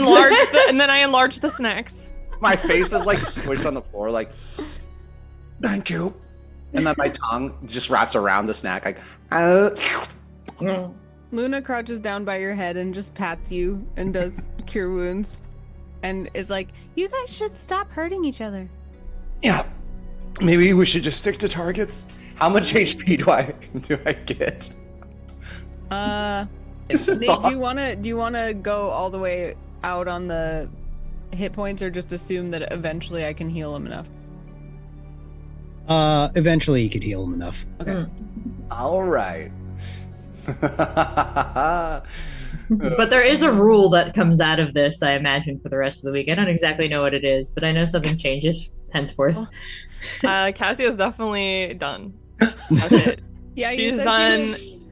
And actually, I think this actually pushes her into the second part of her little week-long journey, which is that now she's gonna muster up the courage to go join General Basterfield and Luna while they're talking. That is so funny, man. And Seeing this montage play out is so. I just love this so much. Really rocked my freaking shit right there, dude.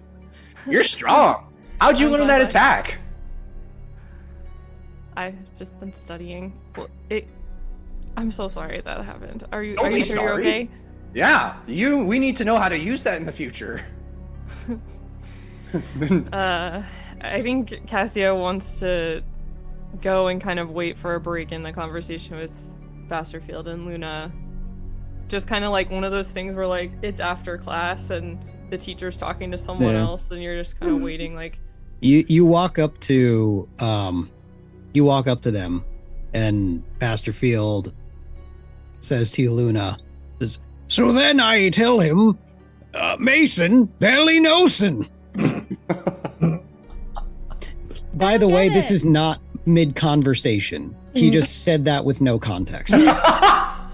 They'd been sitting in silence for like minutes.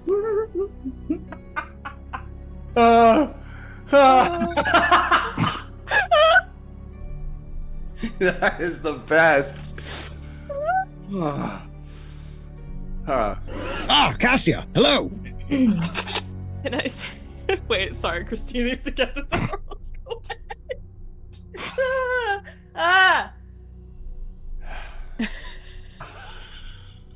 Can I sit here? I believe it is possible. Thanks. Can I ask you kind of a weird question? You already did. Can I ask you another one? Like another one after this one as well? Yes. Do you remember the first time you killed someone? Well, an elephant never forgets. Damn, when was it? You of murder, but I just assumed. That is great. Sorry, that was a slow burn line, Christina. Brilliant. That was funny. Says, yes, I do. Oh, could you tell me about it? Oh, you want details. I see. Is that okay? I don't mean to pry. I was just wondering. Well, where I came from, there was a great war that lasted 1,000 years.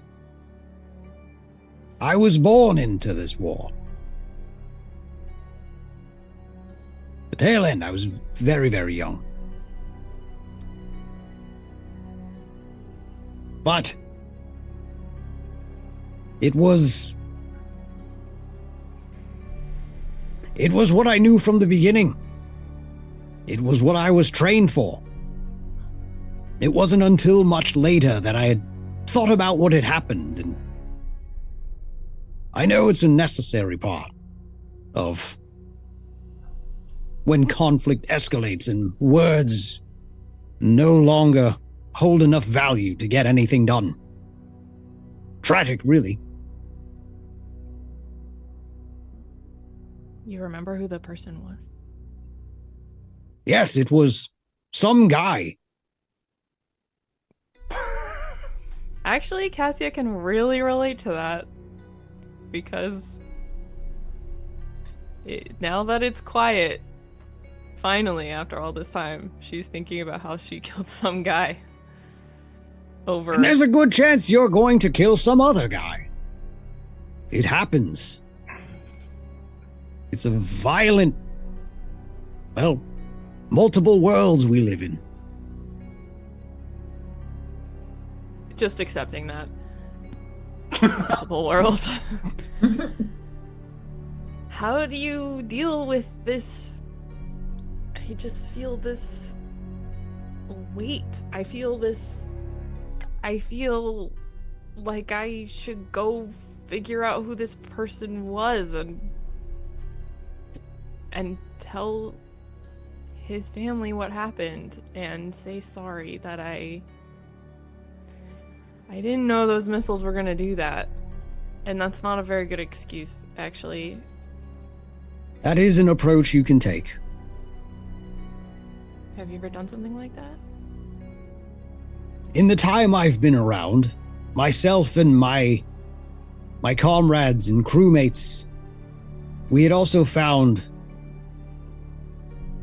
another technique that we find quite viable when coping with the momentous weight of our actions. Oh, no. Let's go! Oh my god. Are Nora and Slurpee there too? Everyone's outside, yeah. Oh my god. Tell us the rules. Tell us the rules. I love games. Slurpee, you know the rules. Tell them. This little frog man goes, Okay. as he puts out how many people? 1, 2, 3, 4, and then 3. The robot's not going to drink, so 7. He puts out. Actually, he's going to say for the first few rounds, it will be just the 4 of you as new entries. Always go first. And Slurpee goes, okay. He puts out 4 shot glasses, and he has a little thing of ale, so it's not a very, very strong drink.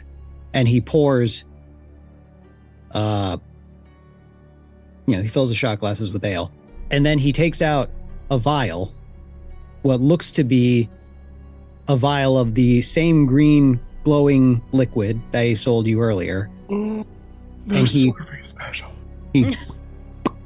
takes off the cork and puts by the way, the shot glasses are not actually glass. They are not transparent. He puts one little into one of the glasses and then turns around, kind of shuffle. I need to roll a d4. All of us roll a d4? No, Who's the just real me. wizard here? That was The Underdark Somek. Make do. What are we doing? Goes, Okay, drink. Okay. so there are 4 glasses before you. Going left to right, 1, 2, 3, 4. Who's taking what? Oh, the 4 of us have to choose? Mm-hmm. Okay. oh, Take 2. Kadal chooses Okay. 3. Okay, 2 and 3.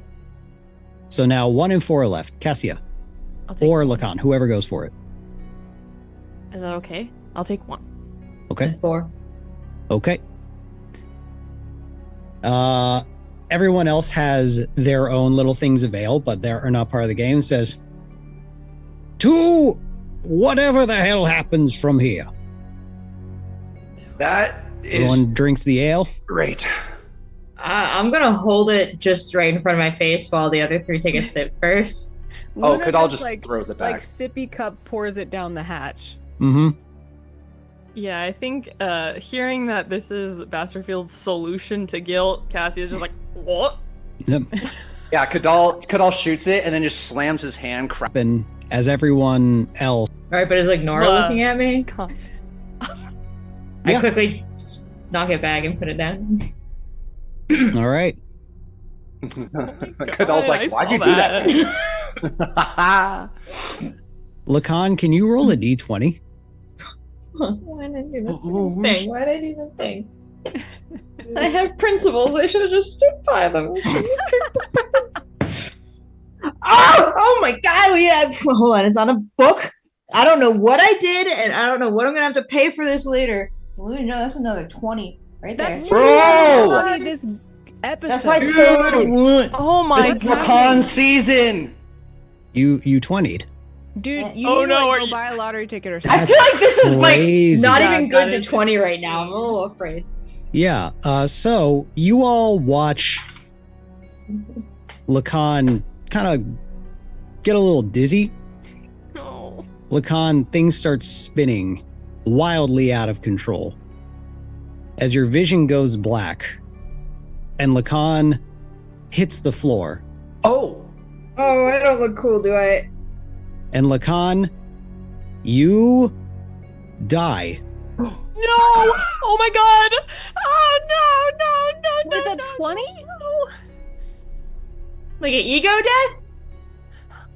You watch as Lacan just goes limp and hits the ground, quite concerningly. and we You are just see- like, You see his eyes kind of glass over. No. Cassia gets down on the ground and holds Lacan's head in her arms. I'll I'm go so sorry. carry I'm As so sorry. as Basterfield goes, oh shit, the high roll. Damn. what? Wait. So, yeah. I'm gonna run over and Hi, everybody, from the raid. pat Lacan's cheek. Wake up! Cure wounds. Before that, Lacan, you experience the void of nothingness. you find that there's just there's an infinity of nothing. And you feel the unfathomable, gargantuan void of this nothingness, of what you feel eternity would be. As you the total perspective vortex. Yeah. As you experience this for an uninterrupted, if you had to put it in time, an uninterrupted 3 days. To the rest of you, 5 seconds later, Lacan wakes back up in a big buzz. Or nothing. That's a hell of a first round. Damn. Did you just poison Lacan? No. Well, I mean, it's the Slurpee special. Yeah, you can die for a few seconds. Kadal looks at his vial of Slurpee Special like, hey, Slurpee, maybe we could make a trade. Again! And he pours another 4. That doesn't happen every time. I want to know, did me curing wounds bring Lacan back, or did Lacan just come back after a few seconds? Lacan just came back before you could even do it. So the effect is literally you just die for a few seconds. Yes. A few seconds! Lacan feels like... Lacan feels like it's been 3 days. There's nothing after this! I have a table, and a nat 20 is you die for 5 seconds. Who made that table? That is Definitely Nate did. I made the table. But I you didn't come- think the first round would be I didn't think any round would be a 20. But you come back after though. Yeah. Maybe I'll hang on to this. Sounds kind of crazy. Pours out another 4 shots and puts them out. Again! Kadal does 1. Okay. Can Cassia push Lacan aside and take 2 of them? No, Cassie! Oh. I want to slap them out of your hands so bad. No, my hands are too little for you. Don't you take them? All right, which you're taking 2? I'll take... Unless take Lacan one isn't allowing it. I don't. You can't. I'll take that. 1 and 4. I'm gonna just pluck it out of your I tiny took- halfling hand. No, because then I cast Pratfall. Wait. So, Kadal, you took which one? 1. 1. Okay. Cassia took 2 and 3. 2 and 3. I'm gonna I'll take take 3 from Cassie. No. Okay. All right. Lacan seems fine. I'll do it again. Yeah. We ball. You're Down a the sick hatch. man, Basterfield. Down the hatch! Alright, but All is right. Nora still looking at me? Nora's All like right, sitting, watching, drinking. That is crazy. I didn't even care about being dead. It's whatever. It's not even that cool, actually. Pretty sick how I like just died and now I'm good, right? Because it's like liquor before beer, then you don't die forever, you just die for 5 seconds. I heard that. Okay. Everyone downs it again? Yeah. All right. Cassia, you had 2? You know, Okay. Lacan took. Oh, I right. took 3. Lacan took- Yeah, yeah. I took 3. Cassia, can you roll a d20? Damn. Oh, it's a 6. Okay. A couple seconds go by and everyone kind of sits and waits in anticipation. Cassia, you feel a strange sensation in your hands. As you look at them, your fingernails turn into bark and grow out about 4 inches.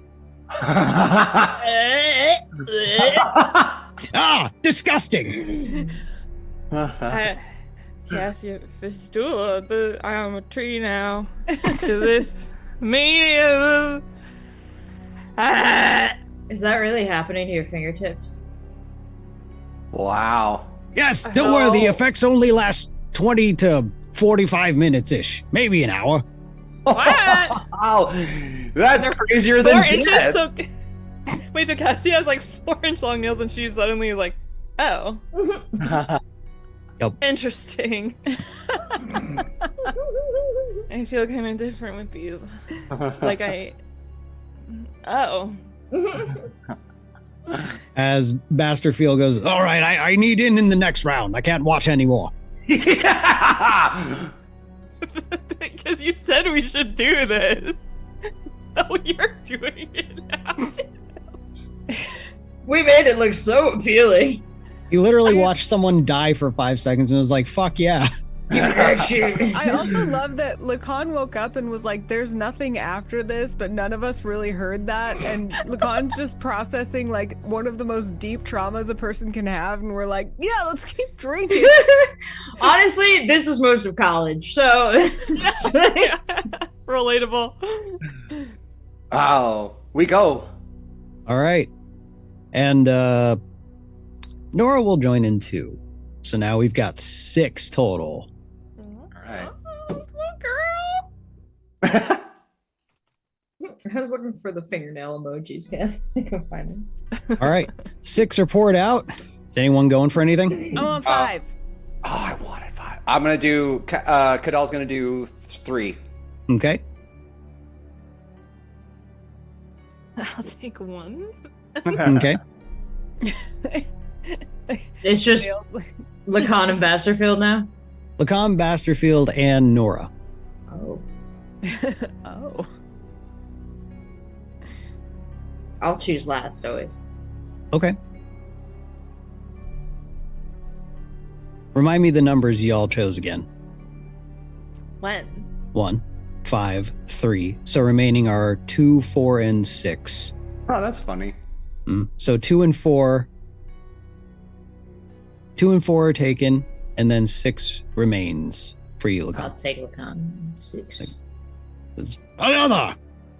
It's a good year. Good year.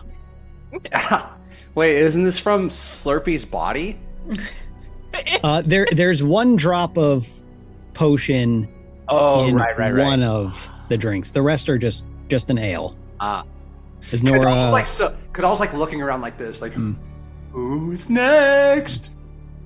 Nora kind of looks at the glass and is like, it's fine. Cassia, can you roll a d20?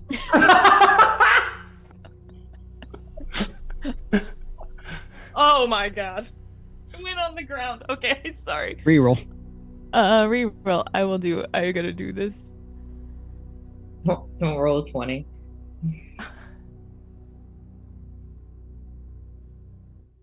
It's 16. 16. Cassia, your face starts to tingle Oh my god. as y'all watch as your hair's red, right? Yeah. A bright red beard grows out. Whoa! Almost in a poof, just like a That's awesome. Oh, it's so soft. Whoa. Wow, that looks so good on you. Let me touch it. Yeah, touch it. Just. This is our 3rd drink too. Are we just getting like little regular tipsy now? Like, I would kind of like to touch it too, Cassie. Touch. Yeah, touch. No, please. Oh, it's very soft. I know, it's like I use conditioner on You're it. like combing it with your bark fingernails. And like, it's like me and that sound like. I'm feeling myself. Oh my gosh, this is awesome. My tickles. as Basterfield says, "One more then." One more, all the barbs. Rand puts out another 6. Who's got what? Do you want 5 this time, Kadal? I kind of want 5. Yeah, I want 5. I'll take 5. Okay. Then I'll take 3 this time. Okay. I see what you're doing.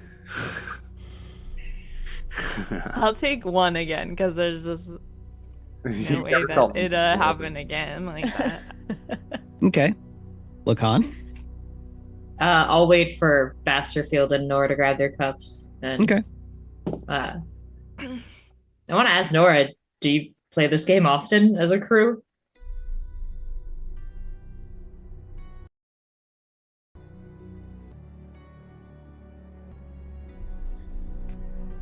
She says, sometimes. As you are left with glass number 4.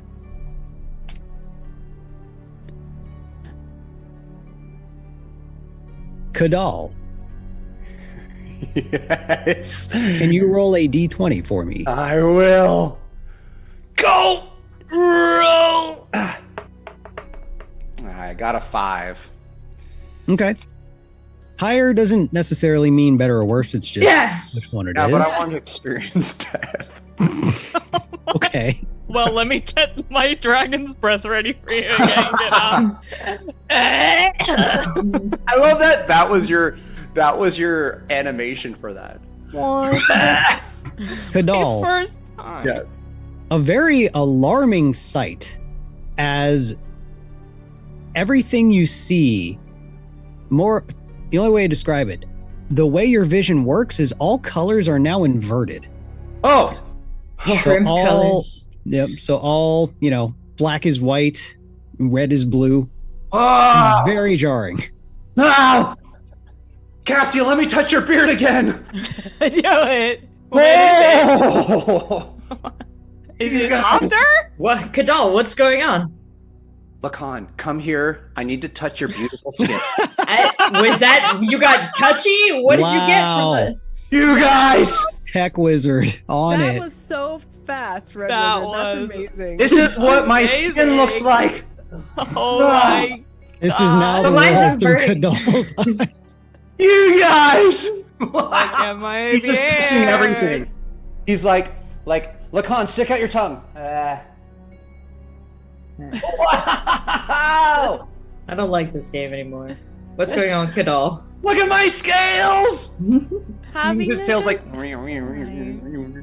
As Basterfield chimes in, says, "Oh," as he says, "So drawn a potion shot." And you can see what I can see. Yes, I had a vision. We both did. Yeah. This is beautiful. It's like you and me are the same person, Reggie. I'm getting another vision.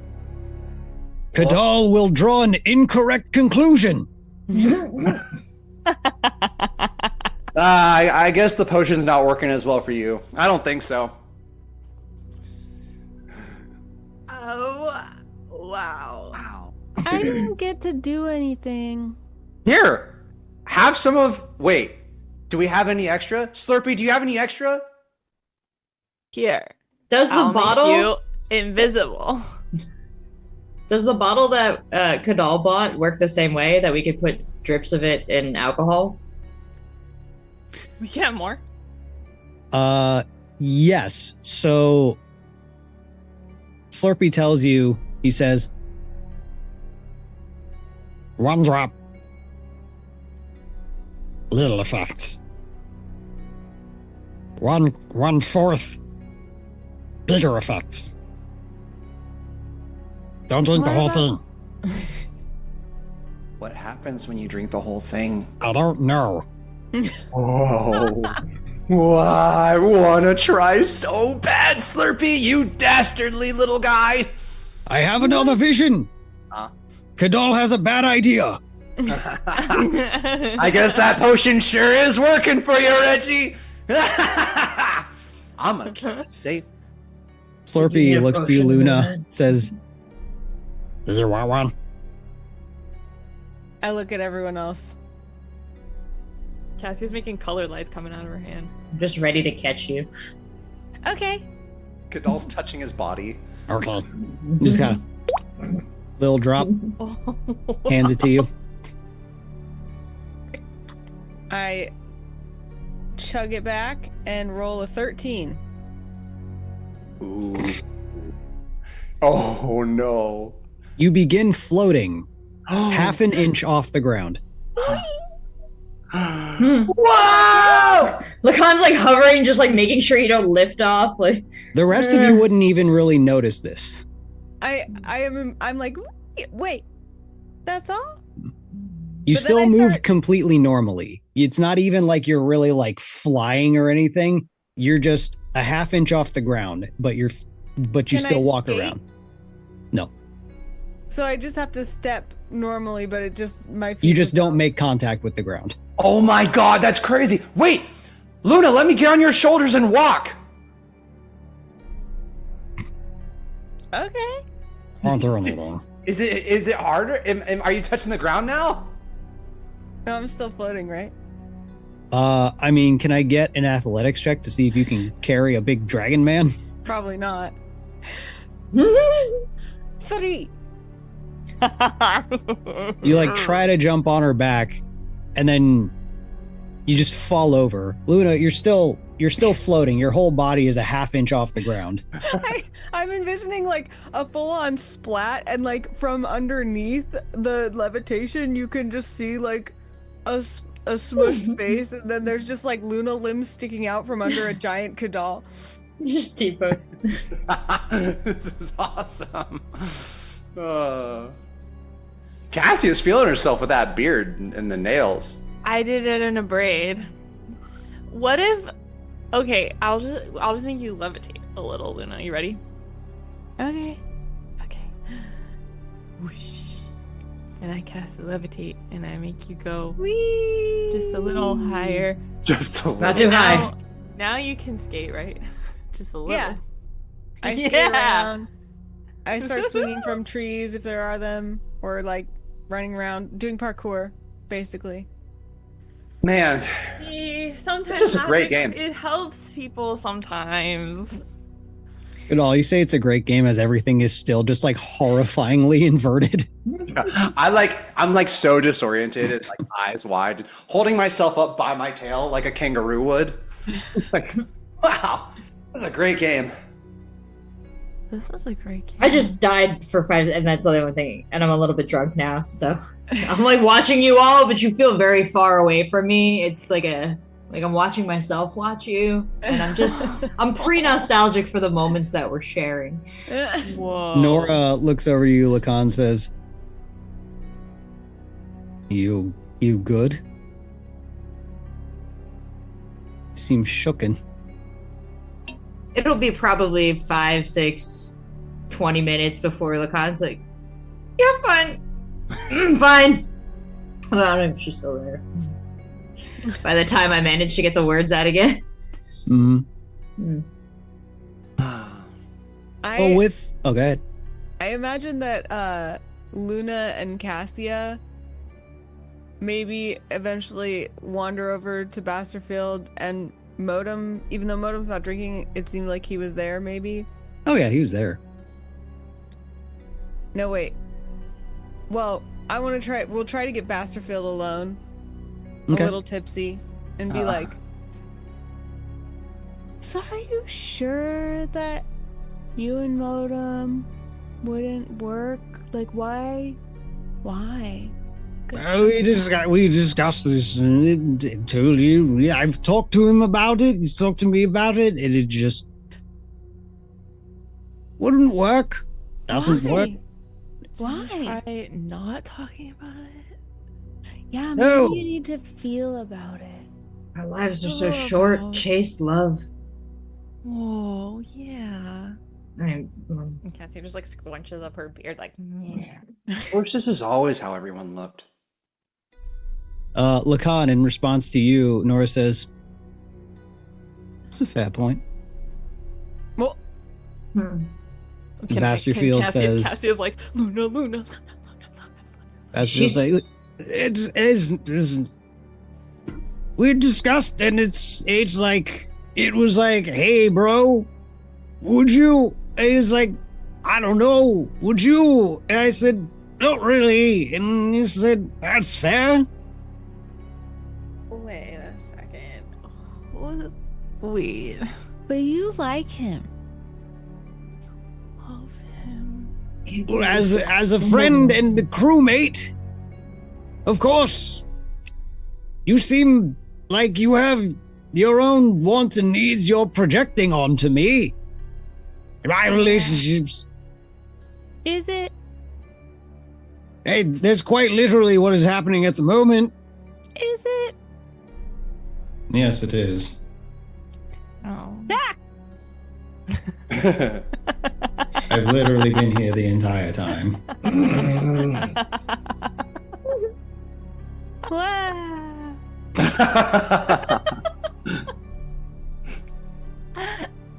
Beach. Ah. Well, if nothing else, perhaps we call it a night. Oh wait, what's this? I show the above artifact to Basterfield and shake it around. Which one? What they have been calling the tentacle pendant. Oh, that one. When did you get? You were dead.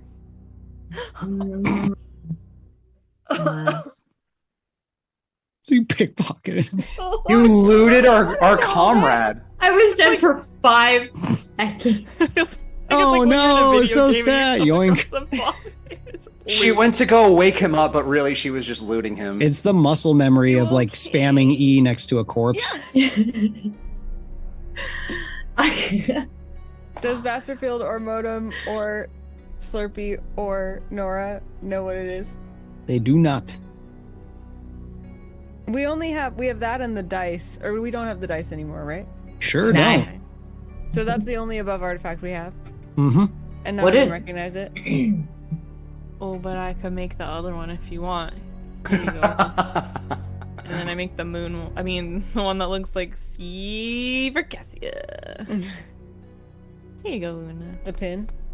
Mm-hmm. It'll last Oh, for do you know 1 what hour. this is? I show them the pin. And in the meantime, I go up to Lacan and I kind of like open his vest and put it back in the pocket and then pat it and walk back away. Like I have an armoire. Modem looks at the pin and says, This is a pin from above that was of great significance to a rather powerful group of individuals. Who are they? I do not have this information. How did you know they were powerful then? Were they gods? That is all I have, unfortunately. Okay. So these artifacts don't do anything. They're just trinkets. Depends on the artifact. The dice seem to be of more significance than a simple trinket. We've never detected magic on that pendant. Let's do it together. Let's do it Okay, together. We both go open up Lacan's vest again and detect magic. Yes. I would just hand it to you if you want. so you detect magic on the The pendant. mm-hmm. Which, if the Red Wizard wants to show it, some might recognize it. The tentacle pendant. Yeah. Tentacle circle. Weird thing. Mm-hmm. There is faint traces of magic. A little something, Luna. Did you detect that as well? Mm-hmm. Don't we know the school? School? School. I miss school. I miss my father. No, we don't. We just... Oh yeah, we learned at School of Magic. What School of Magic is You it? you would if there were like a magic effect happening. I'd say for this detect magic, there's just like vague light remains to where it's almost like unidentifiable. It's almost just like the only thing set off is like at one point this had like more magic that was of more significance, but it's like it feels like there's barely any sprinkle of anything left, but there's a little something. Having found anything, Luna's like, ah, it's magic. It's a beautiful. It's magic. Luna. We did it. We did. Does Kadal still have that vision? Or that Yes. Okay. Kadal's just gonna fire sunbolt in the air. And go, oh, that does look different. Yeah, the rest of you see him just fucking blast a bolt straight upwards. Oh my god. Kadal, yeah, it's this weird, like, black beam. Wow, that looks so much cooler. It's pretty sick. I like this. Maybe your vision's that way forever. Maybe. It's kind of hard on the eyes a little bit sometimes, like when I'm looking at my skin. But I'll just not look at me. I think everyone has had enough fun for the night. Yeah, It's a good time Lacan's to turn in. handing out cups of water and little snacks now. Ooh! Oh, do you have Just- anything with sauce on it? I just really need something like hot with like sauce on it. Yeah, do you have any like jelly-filled things? Just want Lacan is chicken immediately regretting becoming a source of food. Okay. Can I have more water? Nora, what's your Yeah, more water. That one's easy. Kadal asked Nora, what's your favorite food, Nora? Yeah. You see Lacan holding that glass of water, it's overfilling, and he's just watching the conversation you're having. She does not reply. Nora! Nora! She only What's your favorite food? she only talks to Lacan. Is this Really? because you only talk to Lacan? Lacan, hey, Forgive her, she's not very chatty. that's okay. Lacan, ask Nora what. I can tell you she enjoys bread. Lacan, Lacan, come here. Oh my god, like if we had some bread with some sauce on it Lacan, come here. and cheese as well. I love sauce bread. Sauce. Can you make some sauce bread for? Can you make some sauce bread for Nora? So far, the cookbook we're gonna publish has mid slurp and sauce bread. Make some Lacan. Make some sauce And bread. petty fours. And Ah. yeah. Yeah. Lacan's gonna give Nora one of those like long-suffering, like, I'm so sorry about my friends look. Oh. And it's like, come on, we'll get you some sauce bread, and starts Yeah. like hurting you guys away from them. He's like, Kadal's like, Nora, you have to try Lacan's cooking. It's phenomenal. It's Leave her alone. No, Nora, this is really important. Maybe the most important thing I have ever said. You, oh, look, you're so hungry, and just like shoving like a little like Iago cracker in your mouth. It's good, right? It's not saucy and it's barely bread, but you guys will sleep tight. Lacan, are you handing Nora some bread? Once the kids are down, yeah.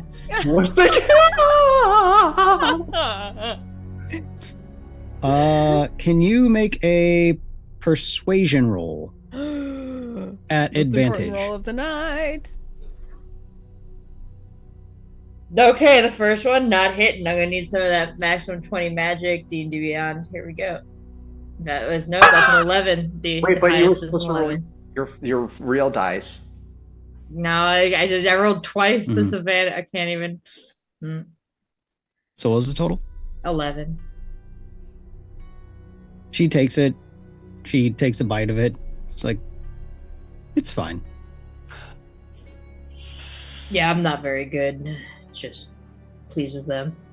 Very easy to please. Anyway, okay. As well, you seem to care about them, so it's understandable. This is like, I sat next to her for days, and this is the most she's ever talked to me. Mm-hmm. I have butterflies. Yeah, they're all right. Did you want more, or? I'll go. Says, sure. Lacan gives her every single piece of snack that he's prepared. Like, only the nice looking ones. Like, there's a couple weird ones, like odd cuts he'll leave off. But, it's a nice little stack of, like, cute little, like, trail cakes. But, yeah, you can have them all. I just make them. I don't really care about them. Yeah, in addition to the tension and discomfort, it's additionally awkward to look her in the eyes, as every time you look up, it's just these like really intense glowing orbs in her face. Just laser eyes. Anyway, thanks for letting me copy your map. And for explaining all those secret routes that you explained to me in 1 and 2 word answers over the course of the week. To the surface. She did not give that kind of information. Yeah, damn, okay. But she says, just make sure you change it enough so it's not obvious. I need the accuracy of the... That was a joke.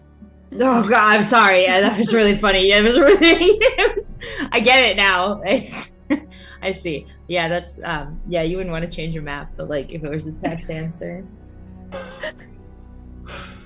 She's an adult woman. Mm-hmm. Yeah. I assume.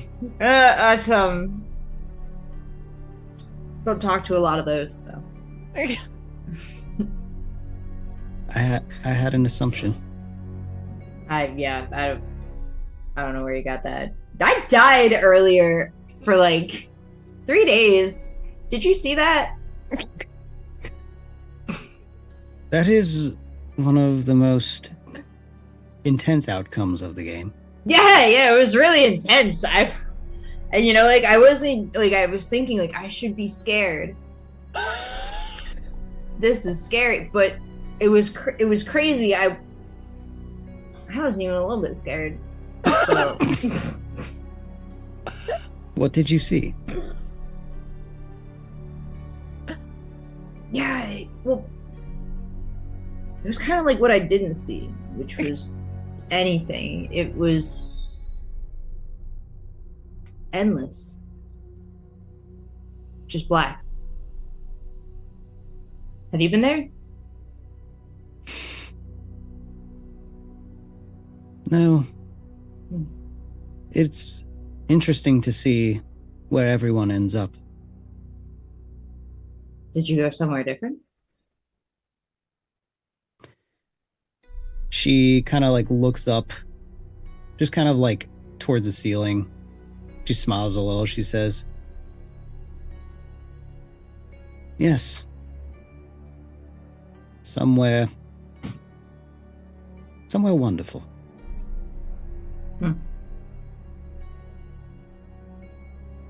I'd have trouble imagining what that might look like.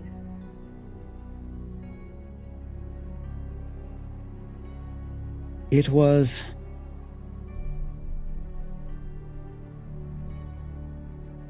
like a world of dreams. Good ones. Comforting. You're lucky, Nora, to have good dreams. I hope you all have good dreams wherever you're going.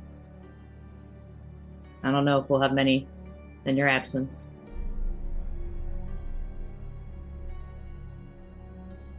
In my own way, all I know are good dreams. In a way, I'm living one. Right now?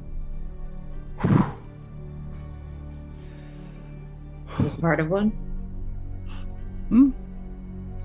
Almost always. How do you do that?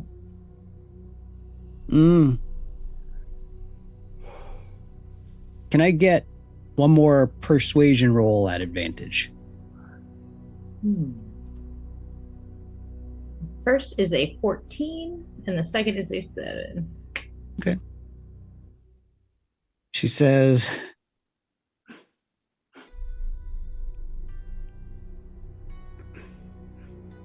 in a way, I was born into it.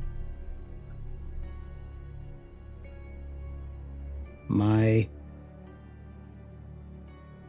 me see something really quick. How much has she had to drink? She says, she kind of like looks at you. It's kind of like assessing.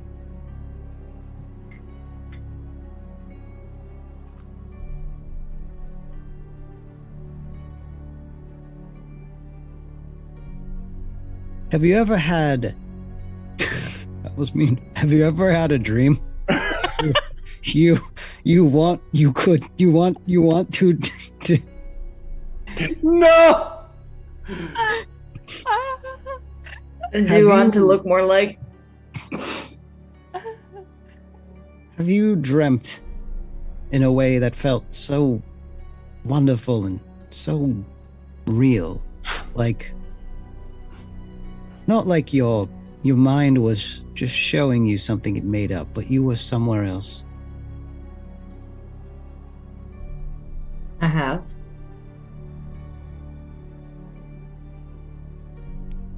Is that what this is like for you?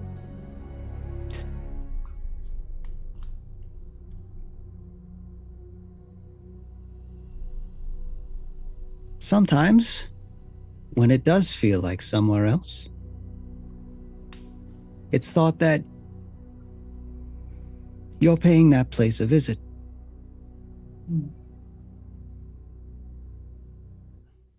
Are you ever afraid you'll wake up?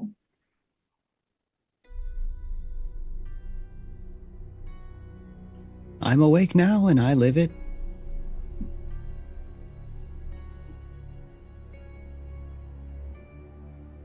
No. This feeling for me is forever. It's all I've ever known.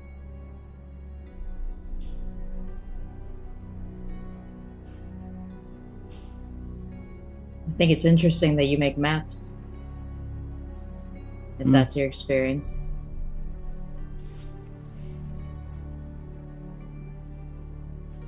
Well, I have many connections and intuition for all kinds of places. In a way, I'm never really in one place. Sounds distracting.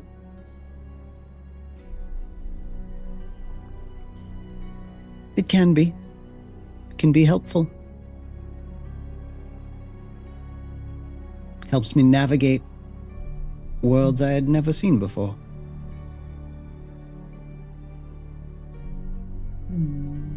Above board, I'm trying to figure out what the hell is going on here. Mm-hmm. She's cryptic as hell. Yeah, but in universe, the con's into it. This is the longest he's talked to a girl at a bar.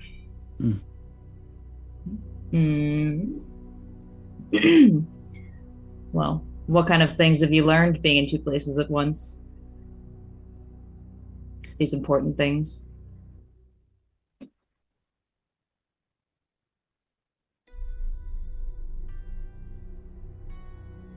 I've learned that no matter how dire things are, where you are, there's always somewhere else more comforting, even if you don't go there. To me, knowing it exists gets me by. Well, Nor, it's not hard for me to imagine that there are places out there better than this one. And there's places that are worse. That, I have trouble picturing.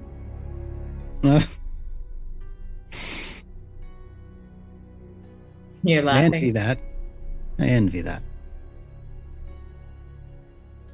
Well, then we both envy each other. But you seem to know a whole lot more than I do. And I think that's what I envy about you most.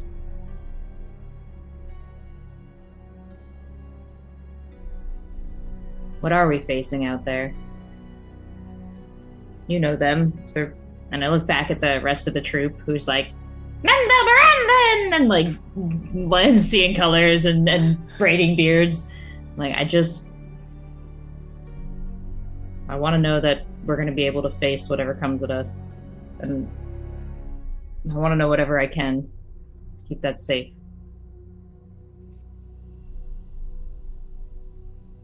In time, I'm sure you'll find a way.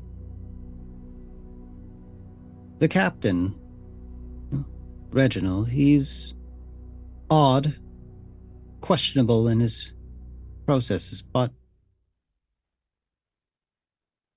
what I can say is, if he feels that you remaining here is not a doomed effort, if it's not leaving you for dead, I would trust that. Oddly, that's the most comforting thing anyone has said to Lacan in the last week. We've asked him straight out if he thinks we're going to be okay, and he's like, ugh! But Nora's saying that he wouldn't leave us if he thought we were a foregone conclusion. Thanks, Nora. Of course. I can't say I care very much about whether I'll see him again, but I do hope I get to see you again. If for nothing else than to tell you about the dreams I've had.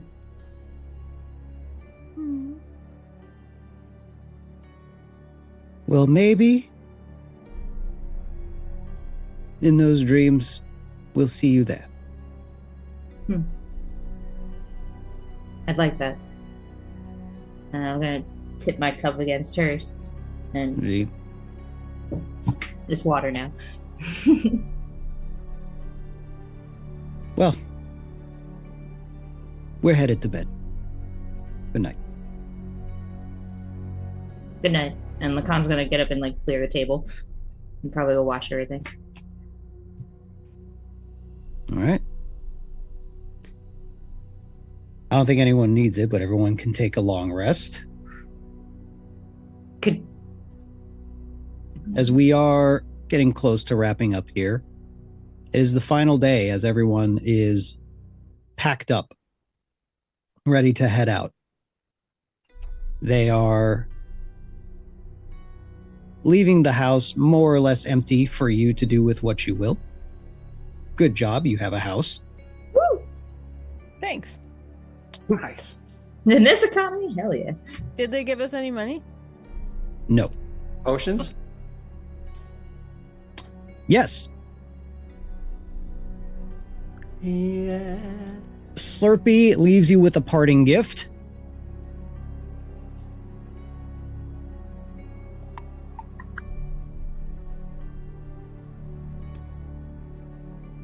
I think Lacan should carry it. Okay. The potion? So then yeah, you can get it whenever you want it, I suppose. And he puts it in his bed.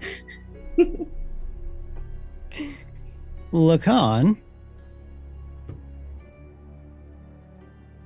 Slurpee hands you a potion. He says, I made a good one. Good one. mm-hmm. Like, Can you roll for me a D100? Oh. What the? Those exist? Mm-hmm. Oh. I'm gonna be honest, it's not one of the buttons I can clicky. Let me see here. Just roll a 10 twice then. Well, there's D100 in D&D Beyond. It's the two next to each other.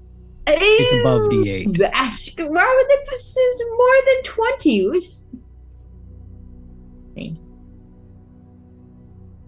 67. Oh, that's a big number. Oh, gosh. Oh. Peek under the hood. You were one off from it being a potion of flying.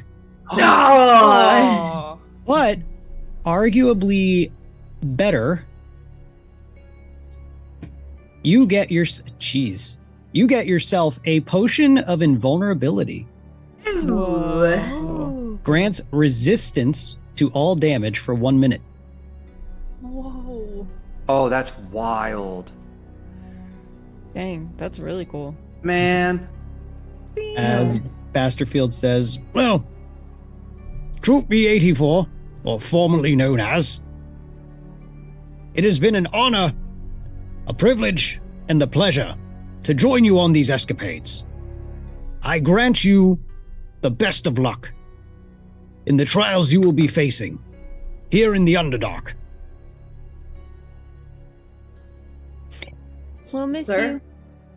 Yes. And Lacan looks around the group. Can't believe he's the one bringing this up, but what about our points? Ah, yes, the points. Oh.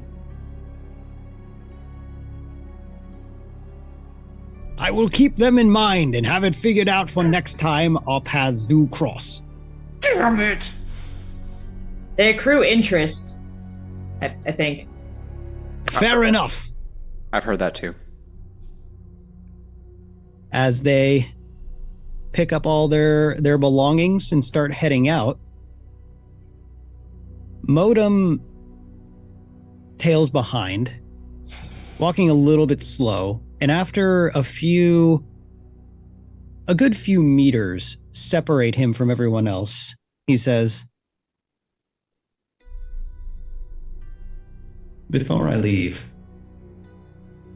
I have perhaps a favor, or perhaps just something of interest. In our time down here, I had found a strange place in the Underdark. What seems to be a city built into what is a massive cave pillar, like the fusing of a stalactite and a stalagmite, but the diameter of which is large enough to contain buildings. In my research, it's a city called Mantle Dareth. From what I understand, it was a harbor town of trade while it was still functioning. As far as I'm concerned, it fell and seemed all but abandoned for years now. However, every time I came upon this city, I saw a single glowing light at the very top of this place. And it constantly brought me back. I would go back and check, and over the span of at least the last 30 years since I have discovered it, that light is always on. I checked it out because, well, oh, sorry. retconning what you just said. Hold on. I never checked it out personally because it never aligned with the mission with Mason. We had tracked him down multiple times, and on a couple missions, when Mason's whereabouts were accounted for, the light still glowed. And that ruled out the possibility of it being him. So while it always piqued my curiosity, it wasn't relevant enough to our primary mission. In addition to that, what it takes to get up there would be too difficult for me to go alone. So I never went. But I can't stop thinking about it. So you want us to investigate it, then never report back to you?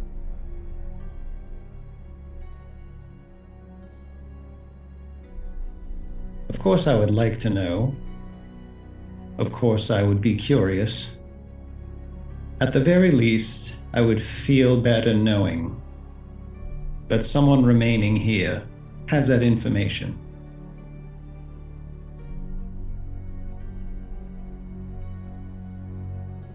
Well, Sounds fun. Thanks for letting us know. yeah, Come back anytime to our house. please do. We'll leave the light on for you. And take these treats. Appreciate that. I hope that whatever is up there is perhaps something of value, or at the very least, not someone in trouble.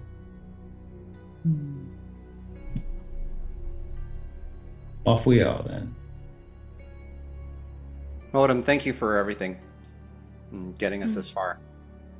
And none of us have heard of Mantle Dareth, right? Y'all can roll history.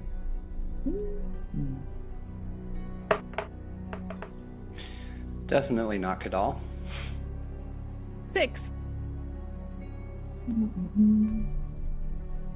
He got a 4. I got 9. Oh wait, no. I got 15. And 17. Okay. Lacan, in your studies, in your time, you might have learned a bit about this place, especially with its importance at one point being trade with your family.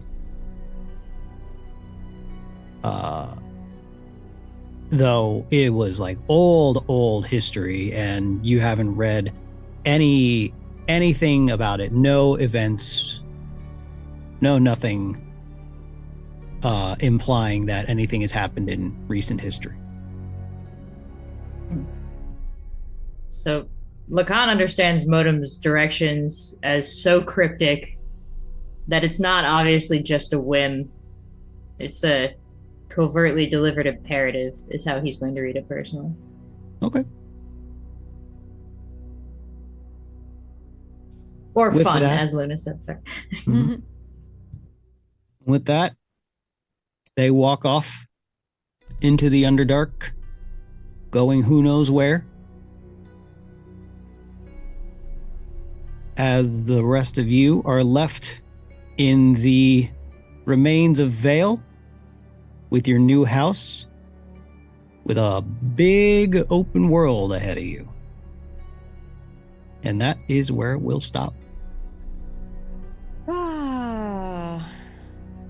And thus begins season 2. The adults have left the room. Yeah, it kind of makes me like a little sad. Well, thank you all for tuning in. This was a pretty long episode, and so if you hung around till the end, we appreciate you. In fact, however long you tuned in, we appreciate you. You being here is what makes this so magical. One of our primary goals is to tell a massively multiplayer story. We are inspired by you and what you say in chat and what you put in Discord and the art you make and the questions you ask. And that makes this story so much richer. So thank you for telling this story along with us. Thanks to everyone who came over and stayed from the raid. That was very, very cool. And there are a few of you we want to thank especially because you supported the show financially tonight. If the Red Wizard could pull that up, I want to give special thanks to Saz Bucky, Chad Magic, Quinn, and Johnny Scorchin. And I feel like someone, I think I saw Joe also at the very beginning. So thank you all so much. Every little bit of support really helps. We are going to be headed to PAX East in Boston next week. We will have a panel there on Friday, right? Yes, Friday. And it will be Christina, Bo, myself, Kate Welch, and potentially some other D&D friends. It'll be a panel that we're calling Edutainment, where we'll do a little bit of improv and a little bit of talking about improv for D&D. And hopefully you may laugh and enjoy and maybe even learn something. So we hope we'll see you there. It won't be streamed, but we will try to record it. and bring it home to YouTube for you. So if you're at PAX East, don't forget to come say hi. I will also be at the Cantrip brand booth a lot of the time during PAX East. Anything else anyone wants to shout out before we close for the night? In our interim board, and like all through the episode, I was like mentally checking things off, and it was so fun. And I just really appreciate everybody who's over there and just every day making it so fun to hang out. So thank you so much, everybody. Yeah. All right. With that, we shall see you next week. In the meantime, don't forget to join the Discord. You can call up the link in chat with !Discord. Also, don't forget to follow us on @StonesThrow RPG on social media. We've had a lot of really fun videos coming out of there, videos and posts and everything. So don't miss those. And we will see you again next Wednesday for more Stones Throw. Bye, guys.